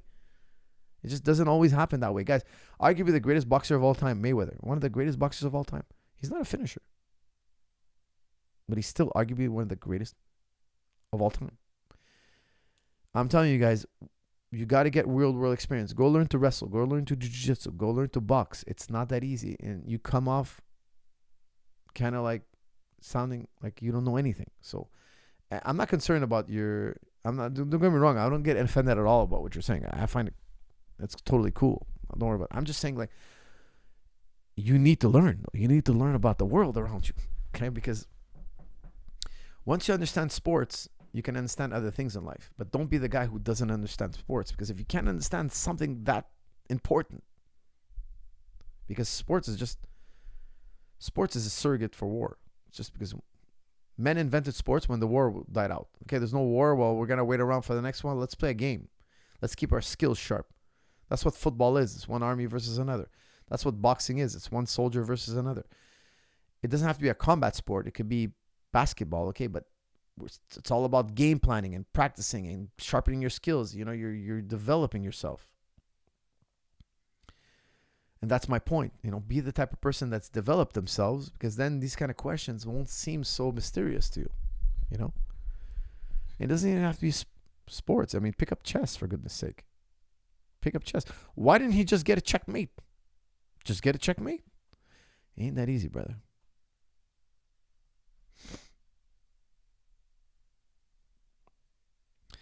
Do you think Leon's fight IQ is an issue? Question mark. He seems to lose some rounds based on his own poor decision making. He's a physical and technical beast, but strategically seems to lack in certain moments. That's from Max McGannon. Max, I gotta tell you something. He's a very intelligent guy, supremely intelligent guy. But when you're in a fight and you're tired and you're under pain and you're emotional, of course, everybody gets emotional. You might not have the clearest thinking. That's why your cornerman is so important. Your cornerman can help remind you of certain strategies, of certain things you forget that you can do in this situation. They're there to help you remember your game plan and strategy. They're there to help you remember to throw that elbow. Remember to stay off the fence. Remember to circle a certain direction. Remember that the guy does this and this is how we plan to counter it. Believe me, I've been so many times in the corner and I thought to myself, why didn't I say this or that? I forgot, because even I get emotional. Even I'm like, there's so many things going on and sometimes you're not sure that we should go this route. It's a risky game. I think his cornermen, though, from what I heard, they were not assisting him as much as they could have. And he was in a fight that was winnable, of course. It's always winnable. He was in a very difficult fight and they didn't call an audible. That's all I got to say. There was no audible called. The game plan wasn't working and they just tried it for 3 more rounds. After 2 rounds, guys, it was time to call an audible. And there was no audible call. There was no change of direction. There was no... You can't lose the 3rd round. If you lose the 3rd round, now you got to finish. And that ain't going to be easy. We're not always going to get a head kick with a minute left in the fight. It's not always going to happen. It's going to happen sometimes and great. It's a great feeling. It's a great win. It's memorable. It's historic, yes. But don't rely on that every time. They needed to call an audible and they didn't. I don't think that should fall squarely on the shoulders of Leon Edwards. His cornermen also, in my opinion, from what I heard, and that was also the critique of the night. I was watching with other fighters and a lot of them were like, why didn't you tell him how he should, adjust? And there was no technical advice. So I think ultimately, Leon didn't lose this on his own. The team didn't do as well as they should have. Coach, when are you getting with Jordan Peterson in a cage? ? That's from Insomnia. I don't think Peterson does much cage fighting.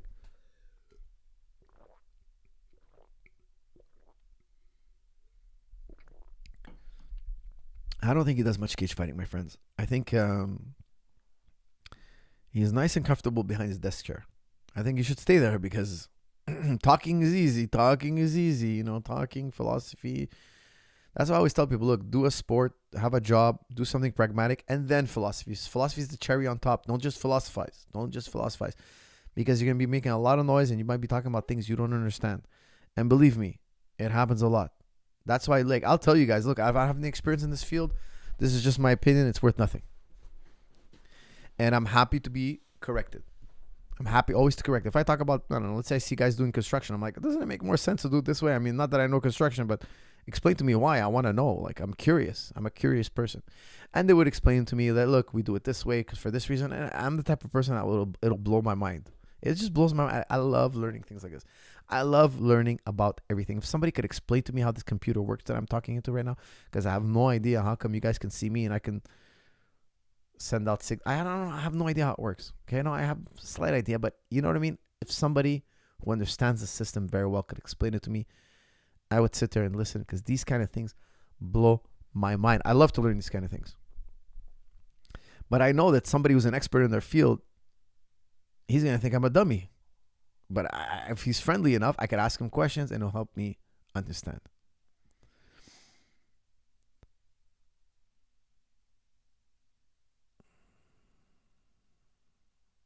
I'll get you in an armbar, bucko. That's from our old Duke.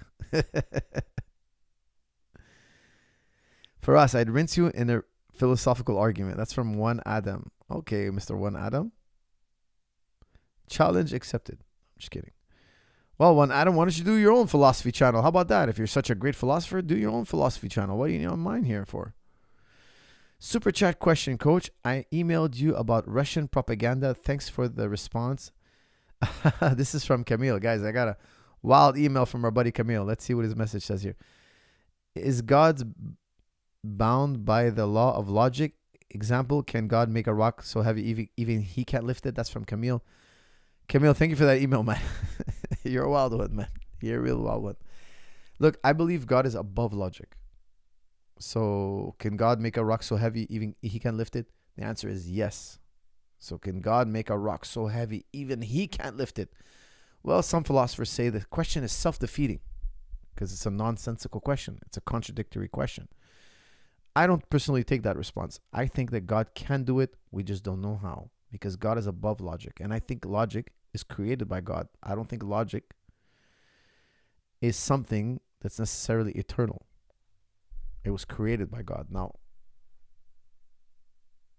I'm going outside the bounds of logic. It's unexplainable. That's why I like Ghazali. Ghazali gave analogy once of why God is above logic. And I think if I explained it here, it would be lost. I don't think most people would understand, like fathom to understand it. But like Ghazali, I truly believe God is above logic. You cannot apply logic to God. Logic would, because think about it, he's infinite. He's God, right? Nothing can encompass God. If you truly understand what we mean by the word God, which I think every human being in the heart of hearts understands, there is nothing that can encompass God. So logic cannot encompass God. Logic, impossible. Think about this, okay? Think about this for a second. In Islam, taking anything to extreme is wrong. It's forbidden. If you say like, oh, I'm going to pray 80 times a day, that's wrong. You can't go to extremes. Okay, I'm gonna instead of fasting 30 days a year, I'm going to fast 365 days a year. No, that's haram. You're going too extreme. It's too extreme. Don't go to extremes. There's only one thing we can't go to extreme. There's only one. And it's like, okay, ask any Muslim scholar, hey, can I praise God too high? Can I go too far when praising God? They're going to tell you, no, there's no limit. There's no limit.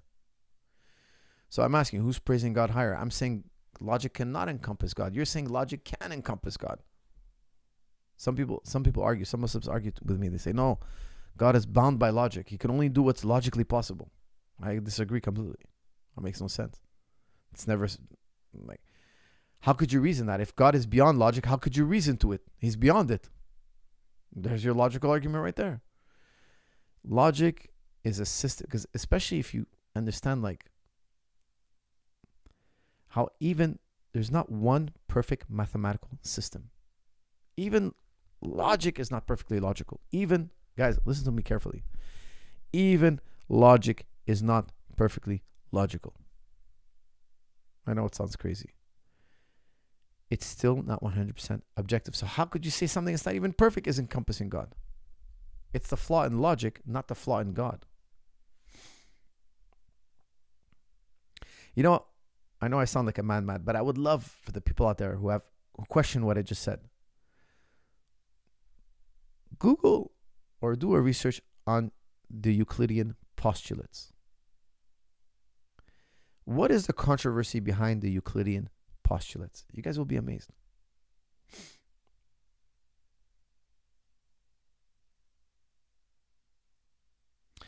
Coach, do you think the scientific community and even the philosophy community are really open to new ideas, ? Or do you think it's filled with too many got you artists? That's from Baby Lemur. There's definitely a got you movement going on. Everybody wants to got you and do a clip and get viral clicks and then get that money. It's all about that cheddar. The scientific community has a lot of dogmatism. Absolutely. I totally 100% see it. Okay, now I love science. I love scientists. I love listening to all their lectures. I listen to quite a bit of Sean Carroll, and I find that Sean Carroll, even himself, like he did this one thing on free will, and he was like, look, it's enough. That's how far we can go. This is how much we know, and it's good enough like that. That's all judgment. Why is he so scared to just say, look, this is our limit of our understanding, and we can go further. We can scratch. I know he kind of does say that as well. Like, he has mixed feelings, but there's sometimes where he's trying to make sense of determinism and free will, and he can't, and he's just like running around in circles. I was listening to him talk on free will and determinism, and look, I get it. Even him, he's like, don't get too crazy. But there's this culture in the scientific world to reduce everything to matter. And when you show them matter is emergence. It's not out there in the universe. They just turn off the switch. They just change the they literally stop talking. They literally change the subject. They're literally like, no, we cannot accept that paradigm. It has to be material. Why? When we ask them to explain it, why? They can't. They just literally stop talking. And I feel like if you listen carefully to Sean Carroll, he kind of does the same thing. He just can't fathom. It's personal. It's just personally too, I don't want to say offensive. It's just too much for them. They just can't see the world that way. It's just personally impossible for them. But that's your own personal experience. That's 100% subjective. There is a lot of dogmatism. There's a culture in science, and that culture is that this one thing, matter, must exist. It's a given. It's a postulate. We can never scrutinize it. And Sean Carroll is a brilliant guy, but he also falls for this. He also falls for this dogma. It's a dogma. They just believe it. There's no way for them to justify it. They just believe it. It's like a blind faith. And I know you guys are going to tell me, oh no, they're not blind faith. They're so scientific. Believe me, there is blind faith in their worldview. And they know it. They know it. It's just when you point it out to them, just like, they just kind of give you like, well, this is what we do. This is what we. It's just dogma. It's all dogma.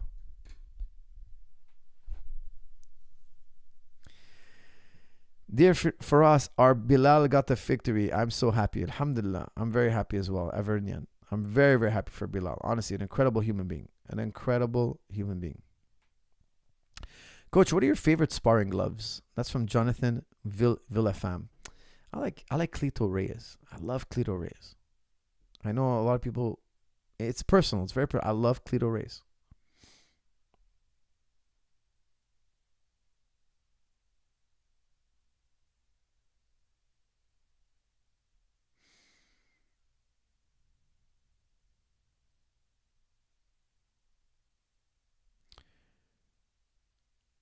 Coach, create an MMA meme coin.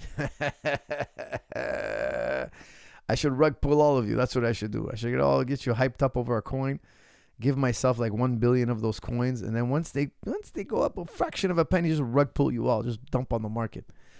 No. I'm never gonna. Guys, I will never make a meme coin unless I'm like a state ruler or something. I'll never make a meme coin. I'm not a lover of. I don't know why somebody in their right mind would buy a meme coin. It's just insane. It's all rug pull on each other.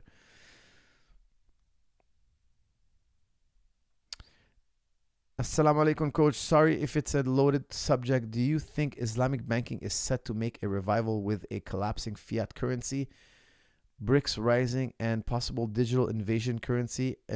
Ungrad pleasure. Un grand plaisir de t'écouter, Coach. Thank you, Dogs Out. C'est un grand plaisir d'avoir une question de toi. Merci beaucoup. I'm not an expert in Islamic banking. I got to be totally honest with you. I don't know how it works. But I'm a big crypto believer. I think it's going to be around for a long time. It's a trustless system. I like that. I'm not a big lover of the banks. Because of the fees, the interest rates and all that. I try to avoid that. I think that's how they get rich and keep us poor. I think crypto is a good uppercut to the bank man. It's a beautiful uppercut telling him, hey, we're cutting you out. We're going to buy homes. We're going to buy goods. We're going to buy services. And we're not going to let you be greedy about it. We're not going to let you drain our income. We're not going to let you create an unnecessary cost on us. I'm a big believer in crypto. I think it can help bring about world peace. That's what I think. It can help bring about world peace. Because what are we fighting for? We're all fighting for resources. Well, guess what? The banker is like a black hole. He's sucking up all the resources. So me and you, the regular Joe, we got to fight harder. Why? Because that banker is taking so much from us. I can't wait till crypto takes over. I would love to see it in my lifetime. My brother. Okay, so here, this is from Elia. My brother and I were having a debate if God is the direct cause of every action or if there are secondary causes that act in some kind of divine algorithm. That's from Elia. Elia, that's such a massive topic. You just dropped on the chat room. Look, Ghazali said there could be a second cause. And he said, look, we would never know. Berkeley agreed with him. Berkeley said the same thing. There could be, we'll never know. We just see one event happening after another. They repeat. It happens over and over again. There could be. It's just there's no logical way to prove it. There's no logical connection. We just see one thing and then another. It's post hoc. One thing, then another. One thing, then another. Then we associate one thing causing the other. That doesn't negate or prove whether there's a direct cause. I won't go into it too much because I've done it so many times in the past. I will touch on it one day even deeper. One day I will take you guys on a deep dive on determinism again, and we'll go deeper than ever. Thanks, Coach. I see everywhere of wanting to be right so bad and dismiss everything new. That's from Baby Lemore. Yes, that's right. We're talking about dogmatism. A lot of people out there are just dogmatic, but really what they want is to want to get a viral click so they can make money. Please, Salam Coach, please go on Joe Rogan and talk about Palestine. I feel he's not giving Arabs and Muslims a voice. That's from Mediocre King. If Joe Rogan would like me on his show to talk about Palestine, I'm all ears. Call me and let's have a chat. Okay, that's an official invitation or request, I should say.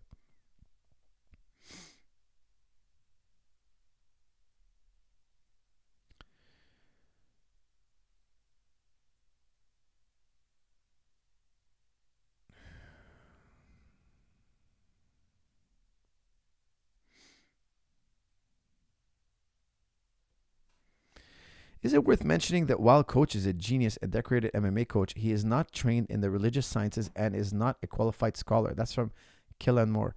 I don't claim to be a religious scholar. I'm a philosopher of science, a philosopher of religion, a philosopher. I didn't claim to be a sheikh or an imam. Okay, so we have to make this very clear. Very, very clear. I studied Islamic philosophy. I studied logic, and I can read the Quran and understand the logical arguments made in the Quran. I could read the Bible. I can understand the logical arguments made in the Bible better than you, because you didn't study logic. That's where I'm from. So, for instance, if I don't know, a religious text is talking about blood flow, and you bring a cardiologist and you ask him, "Hey, what do you make of this?" Well, he's an expert in that field. He might bring some new light, something we didn't know about what was being said. If, for instance, the scriptures talk about history and you bring out historians, he's asking, well, is this accurate? Does this make any sense? What do you make of it? If your scripture is making logical arguments, wouldn't you want to call on the logicians? Wouldn't you want to call on the logicians? Yes, you would. Now, I'm going to ask you something. Where are your philosophers? Where are they?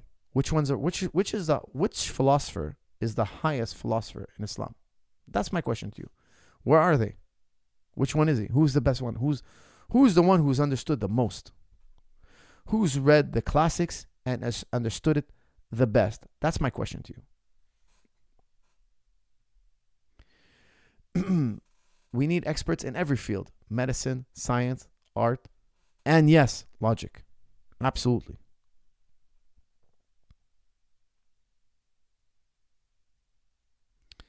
Philosophy is being frowned upon in Islam. That's from is that Inpo Designo.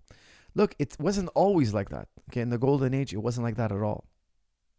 Today, there's a little bit more friction, but that's quickly getting crushed. Okay, like Muslims are getting into logic again, really fast. Okay, not just academia.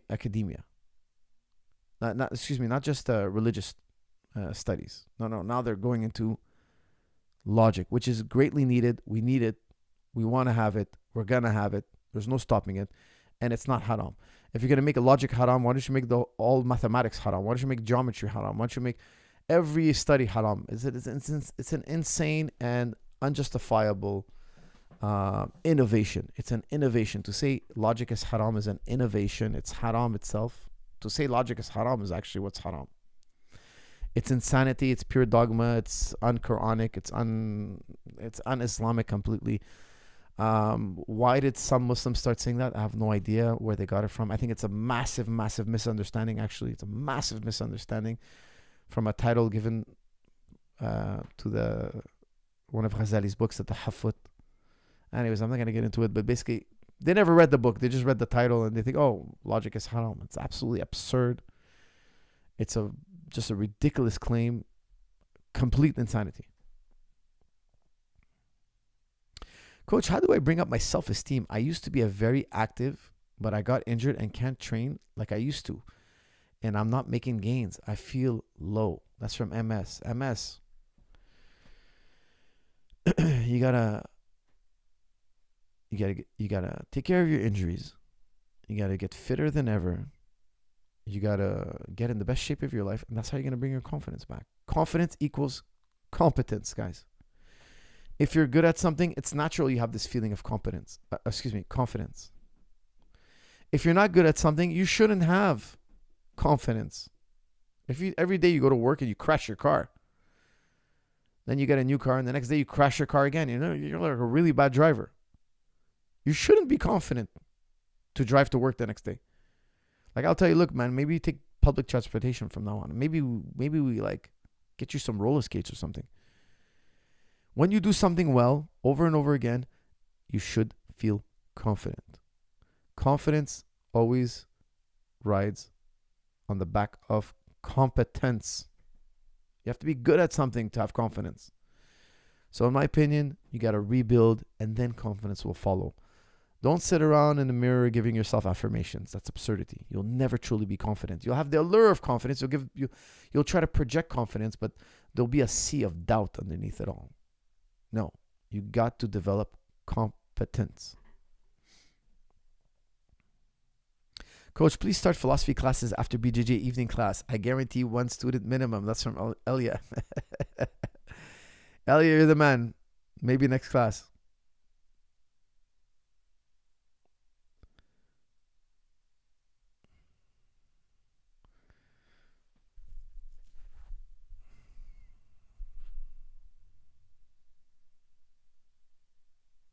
Coach, how do you rate my boy Khamzat's double leg shot? He can shoot a double leg from far away. It's like a real technique, just pure talent. Is that real technique or just pure talent? I never seen Khabib or even high-level wrestlers do that. I smash everyone. That's from Shiz, guys. Shiz, you're 100% right. He has a crazy double leg from a far distance, but he also has a freakish reach. I remember one time I was at a fight. It wasn't UFC. It was like a regional fight. And one of the fighters came up to me. He's like, man, listen, I got to tell you, the whole time you were in the locker room, I was freaking out. I was like, why? He's like, I thought you were Khamzat Shamayev. I'm like, what? I started laughing. And I'm like, oh, us Arabs, we all look alike to you or something? Like, he's not even Arab, but I was kind of laughing because, guys, Khamzat Shamayev is a towering figure. I'm like 5'9", maybe 5'10" on a good day. Like right after I wake up. Guys, Khamzat Shamayev is a towering figure. Like, I've met the guy physically. I've seen, the guy has a reach. He has a athleticism. He's a monster. And he's super technical. So he has a crazy reach. He has a crazy build. He has a crazy explode. He's got everything. And he's an incredibly talented wrestler. I was like laughing. How could you confuse me with Khamzat Shamayev? The guy's a towering figure. He's got a freakish reach. It's like, how can I explain to you, man? He's a freak. And he's super technical. So yes, it's a mix of talent and skill. Thank you, Chris. Very appreciated.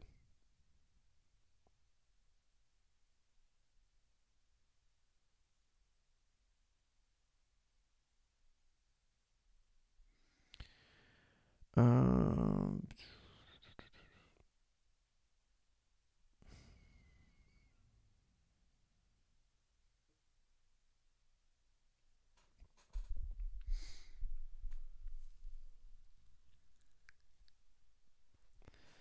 5'10" when I wake up.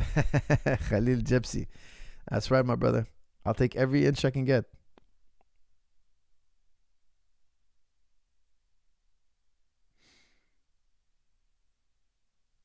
What's 10 EMs recovery? Let's see. 10 EMS recovery.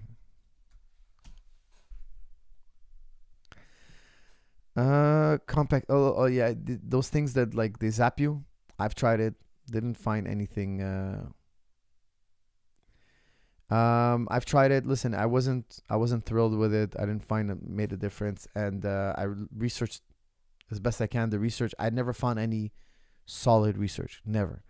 So if you have any, please correct me. Let me know in the comments. But personally, I have tried those devices, and I spent a top dollar because I have one of my fighters recommended to me. He's like, I use it all the time. I'm like, really? Okay, let me try. I wasn't a big fan. If it works for you, great. But I personally wasn't a big fan, and I didn't find any solid research.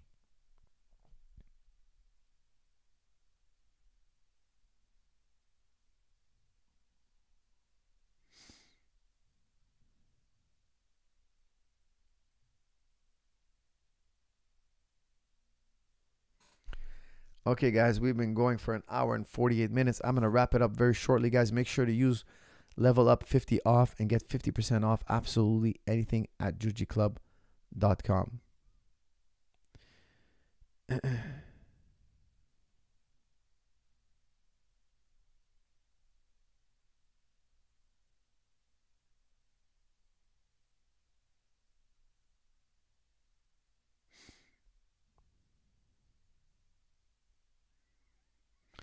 Hey, what's up, coach? How do you find your fighting style? That's from Sun. That's a tricky one. You know, I'll tell you, look at fighters who have your build, your characteristics, and see what works for them and try it out for yourself. It's very exploratory. You got to try different things, but I highly recommend a shortcut. If you're built like Tyson, like try Tyson type tactics. If you're built like, I don't know, Kareem Abdul-Jabbar, try Jon Jones style tactics. You know, it all makes sense. It all makes sense. But by the time you figure it out, you might have missed a lot of years. So watch guys who have already figured it out and try to mimic them. Do you train any of our Olympians? Question mark. That's from Ian Patterson. No, I do not train with any Olympians. But however, sometimes outside of wrestling, of course, but sometimes we have Olympic wrestlers come in. But sometimes Olympians come in. Like we had one of them was a rower, and I can tell you something. The rowers, my God, man, they're strong, man. It's incredible how strong they are. They're such phenomenal athletes. But yeah, sometimes they come in to do jiu-jitsu. They do it as a hobby, or they come to hit the bag. You know, so it's kind of cool to have Olympians in the gym. But one time I was a 3 or 4 time Olympian rower came in the gym, and we wrestled. Man, you know, he's not the best jiu-jitsu guy. He just does it for fun on the side, but his physique was incredible. His strength, his endurance, his power is incredible. Rowing, incredible. What a sport.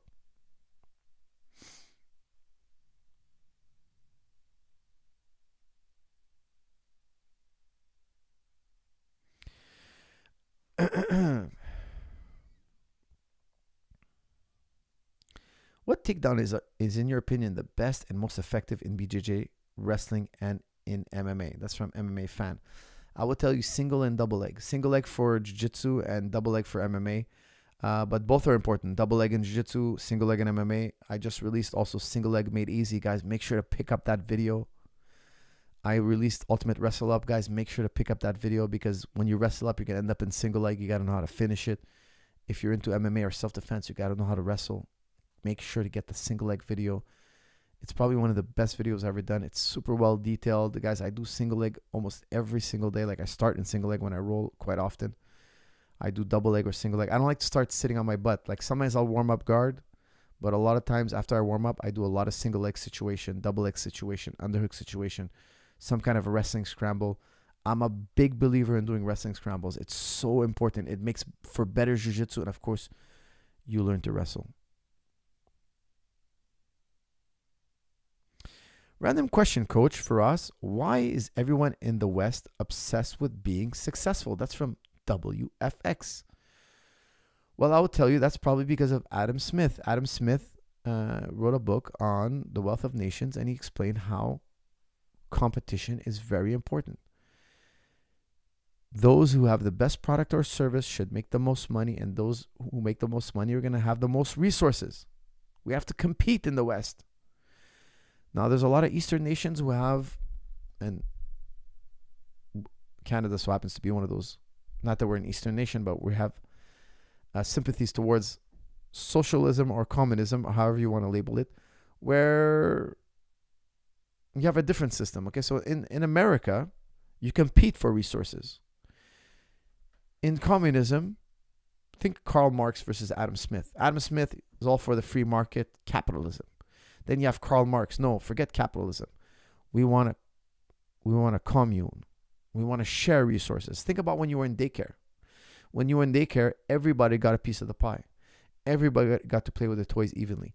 Everybody was given a share evenly. Everybody was just as equal and given the same. Then you go out into the real world, and they're like, hey, we're not going to give you your share. You got to earn it. You want food on that table? You better work. You better produce some kind of product or service. So you go out in the world and you have a talent for, I don't know, flipping burgers. You make the best burgers in town. Your burgers are a lot better than everybody else's burgers. And you know what? Your service is better too. And your restaurant is cleaner and it's better situated. And you have all these benefits. Guess what? You sell more burgers than everybody else and you're the richest. And then you take your formula and you start opening up other chains, and all of a sudden you're a burger extraordinaire, master of the hamburger. And because you've flipped so many burgers and you've changed so many lives and you've fed so many people, you have earned the right to be rich. You're the McDonald's of your, McDonald's, you guys got to see I forget the name of the documentary, but sorry, not a documentary, it was a movie. I'm forgetting the name. They did basically the story of McDonald's, how they recreated fast food. They created a product and service that was so efficient and so loved that it changed the whole entire restaurant industry. And McDonald's got rich for it. Now, in a communist country, those burgers belong to the state.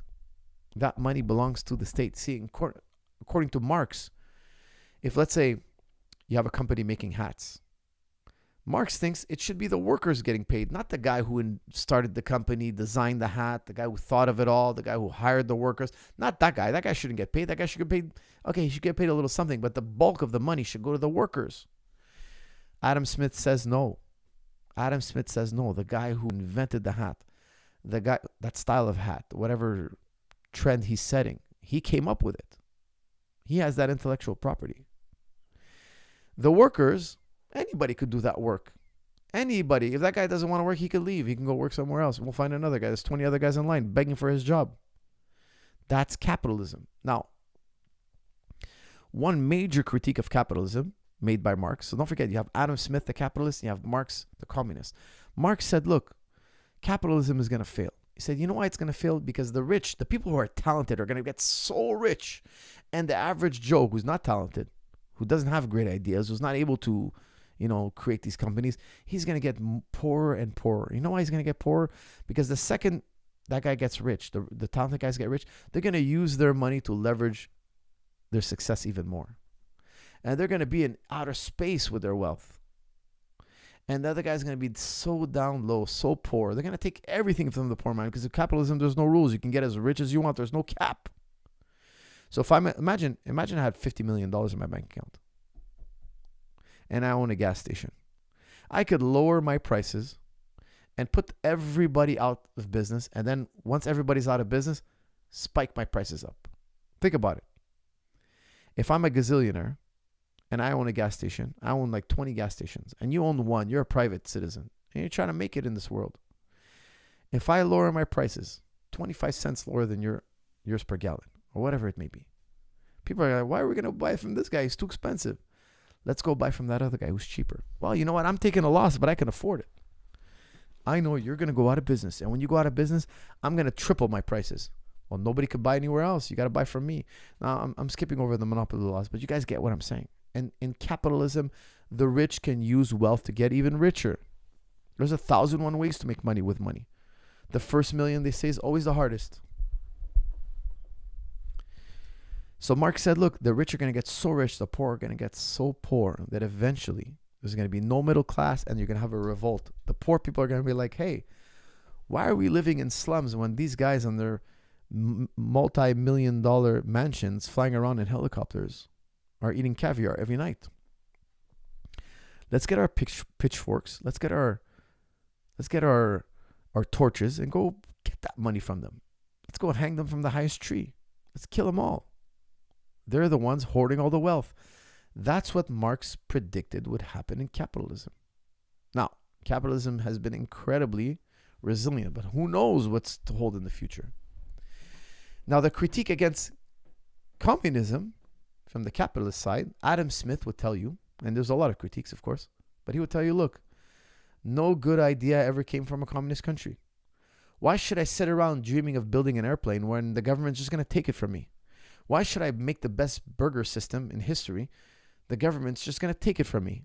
The workers are going to take it from me. If I invent a new fashion trend, the money goes to the majority. It doesn't go to me. It doesn't go to the entrepreneur.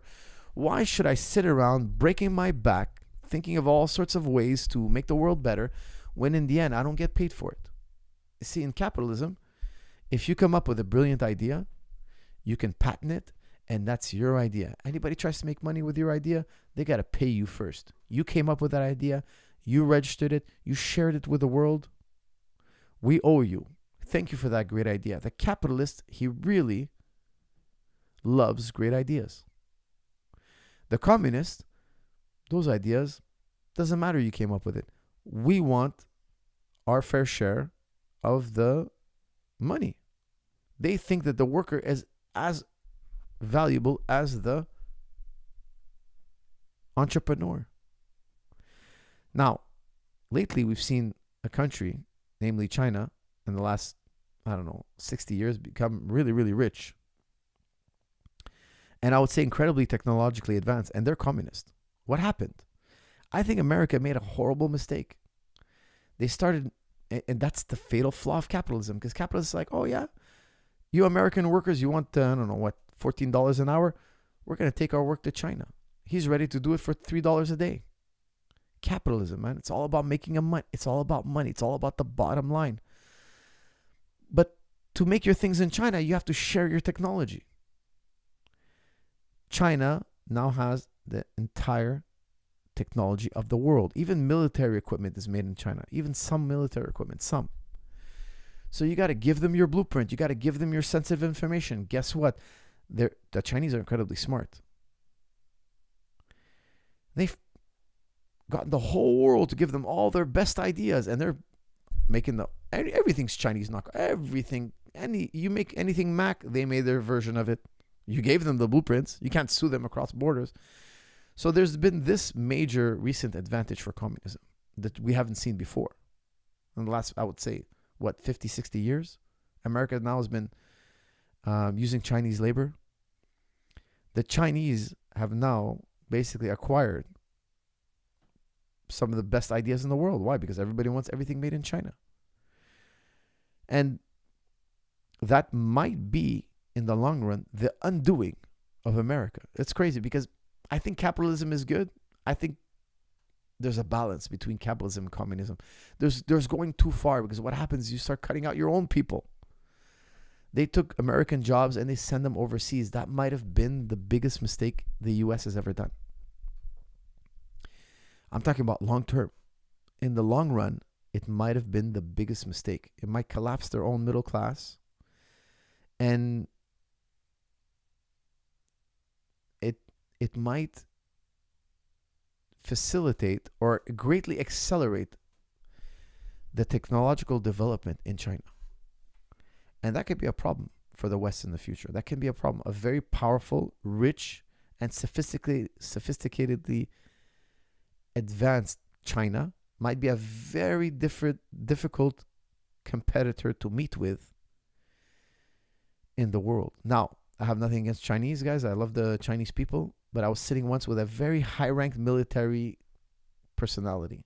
I won't say his name because he probably wouldn't want me to divulge what he said. A very high-ranking military person. I was just going to call him person. And he told me, look, we got to fight China. We got to fight them now because they're getting way too powerful, way too fast. In the next 5 to 10 years, it'll be impossible. We will never be able to defeat China. China will completely run us over. I was like, what? Really? I was like, you really think? He's like, I think it's already too late. But if we have the chance, it's now. We have to do a preemptive strike. I'm like, what? I mean, that's insanity to me. I think, are you gonna go to the other side of the world and pick a fight with them? He's like, if we want to retain dominance, I know a lot of people are gonna tell me, no, coach, China has a ton of its own problems. I agree. Okay, I'm not an expert in China, but I've heard China also has its own problems, like Anyways, they got complicated problems. But this high-ranking military officer, I don't know where he gets this information from, but he was telling me, no, in the next few years, we will not be able to hold a candle to them. They're the next up-and-coming superpower. And I know it's a very hot topic, very debatable, but nonetheless, this is a high-ranking military officer who was telling me we will have no chance in the very near future to outcompete them, out to them. Okay, guys, I'm going to do one last question or comment. Let's try to finish on a fun one.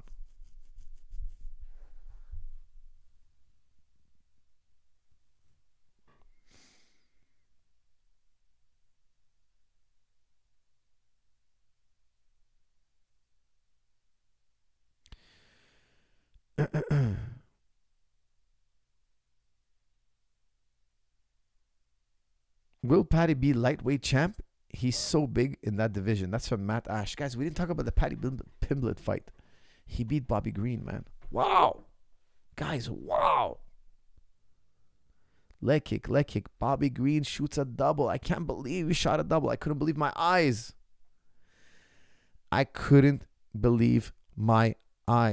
Was his leg that bad? He had to shoot.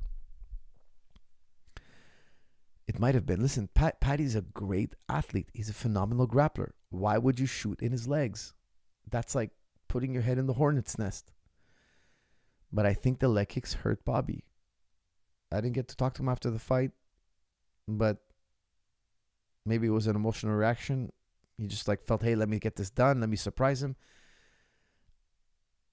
Paddy's very sophisticated on the ground. Guillotine into triangle into armbar. Beautiful combination, guys. Amazing combination.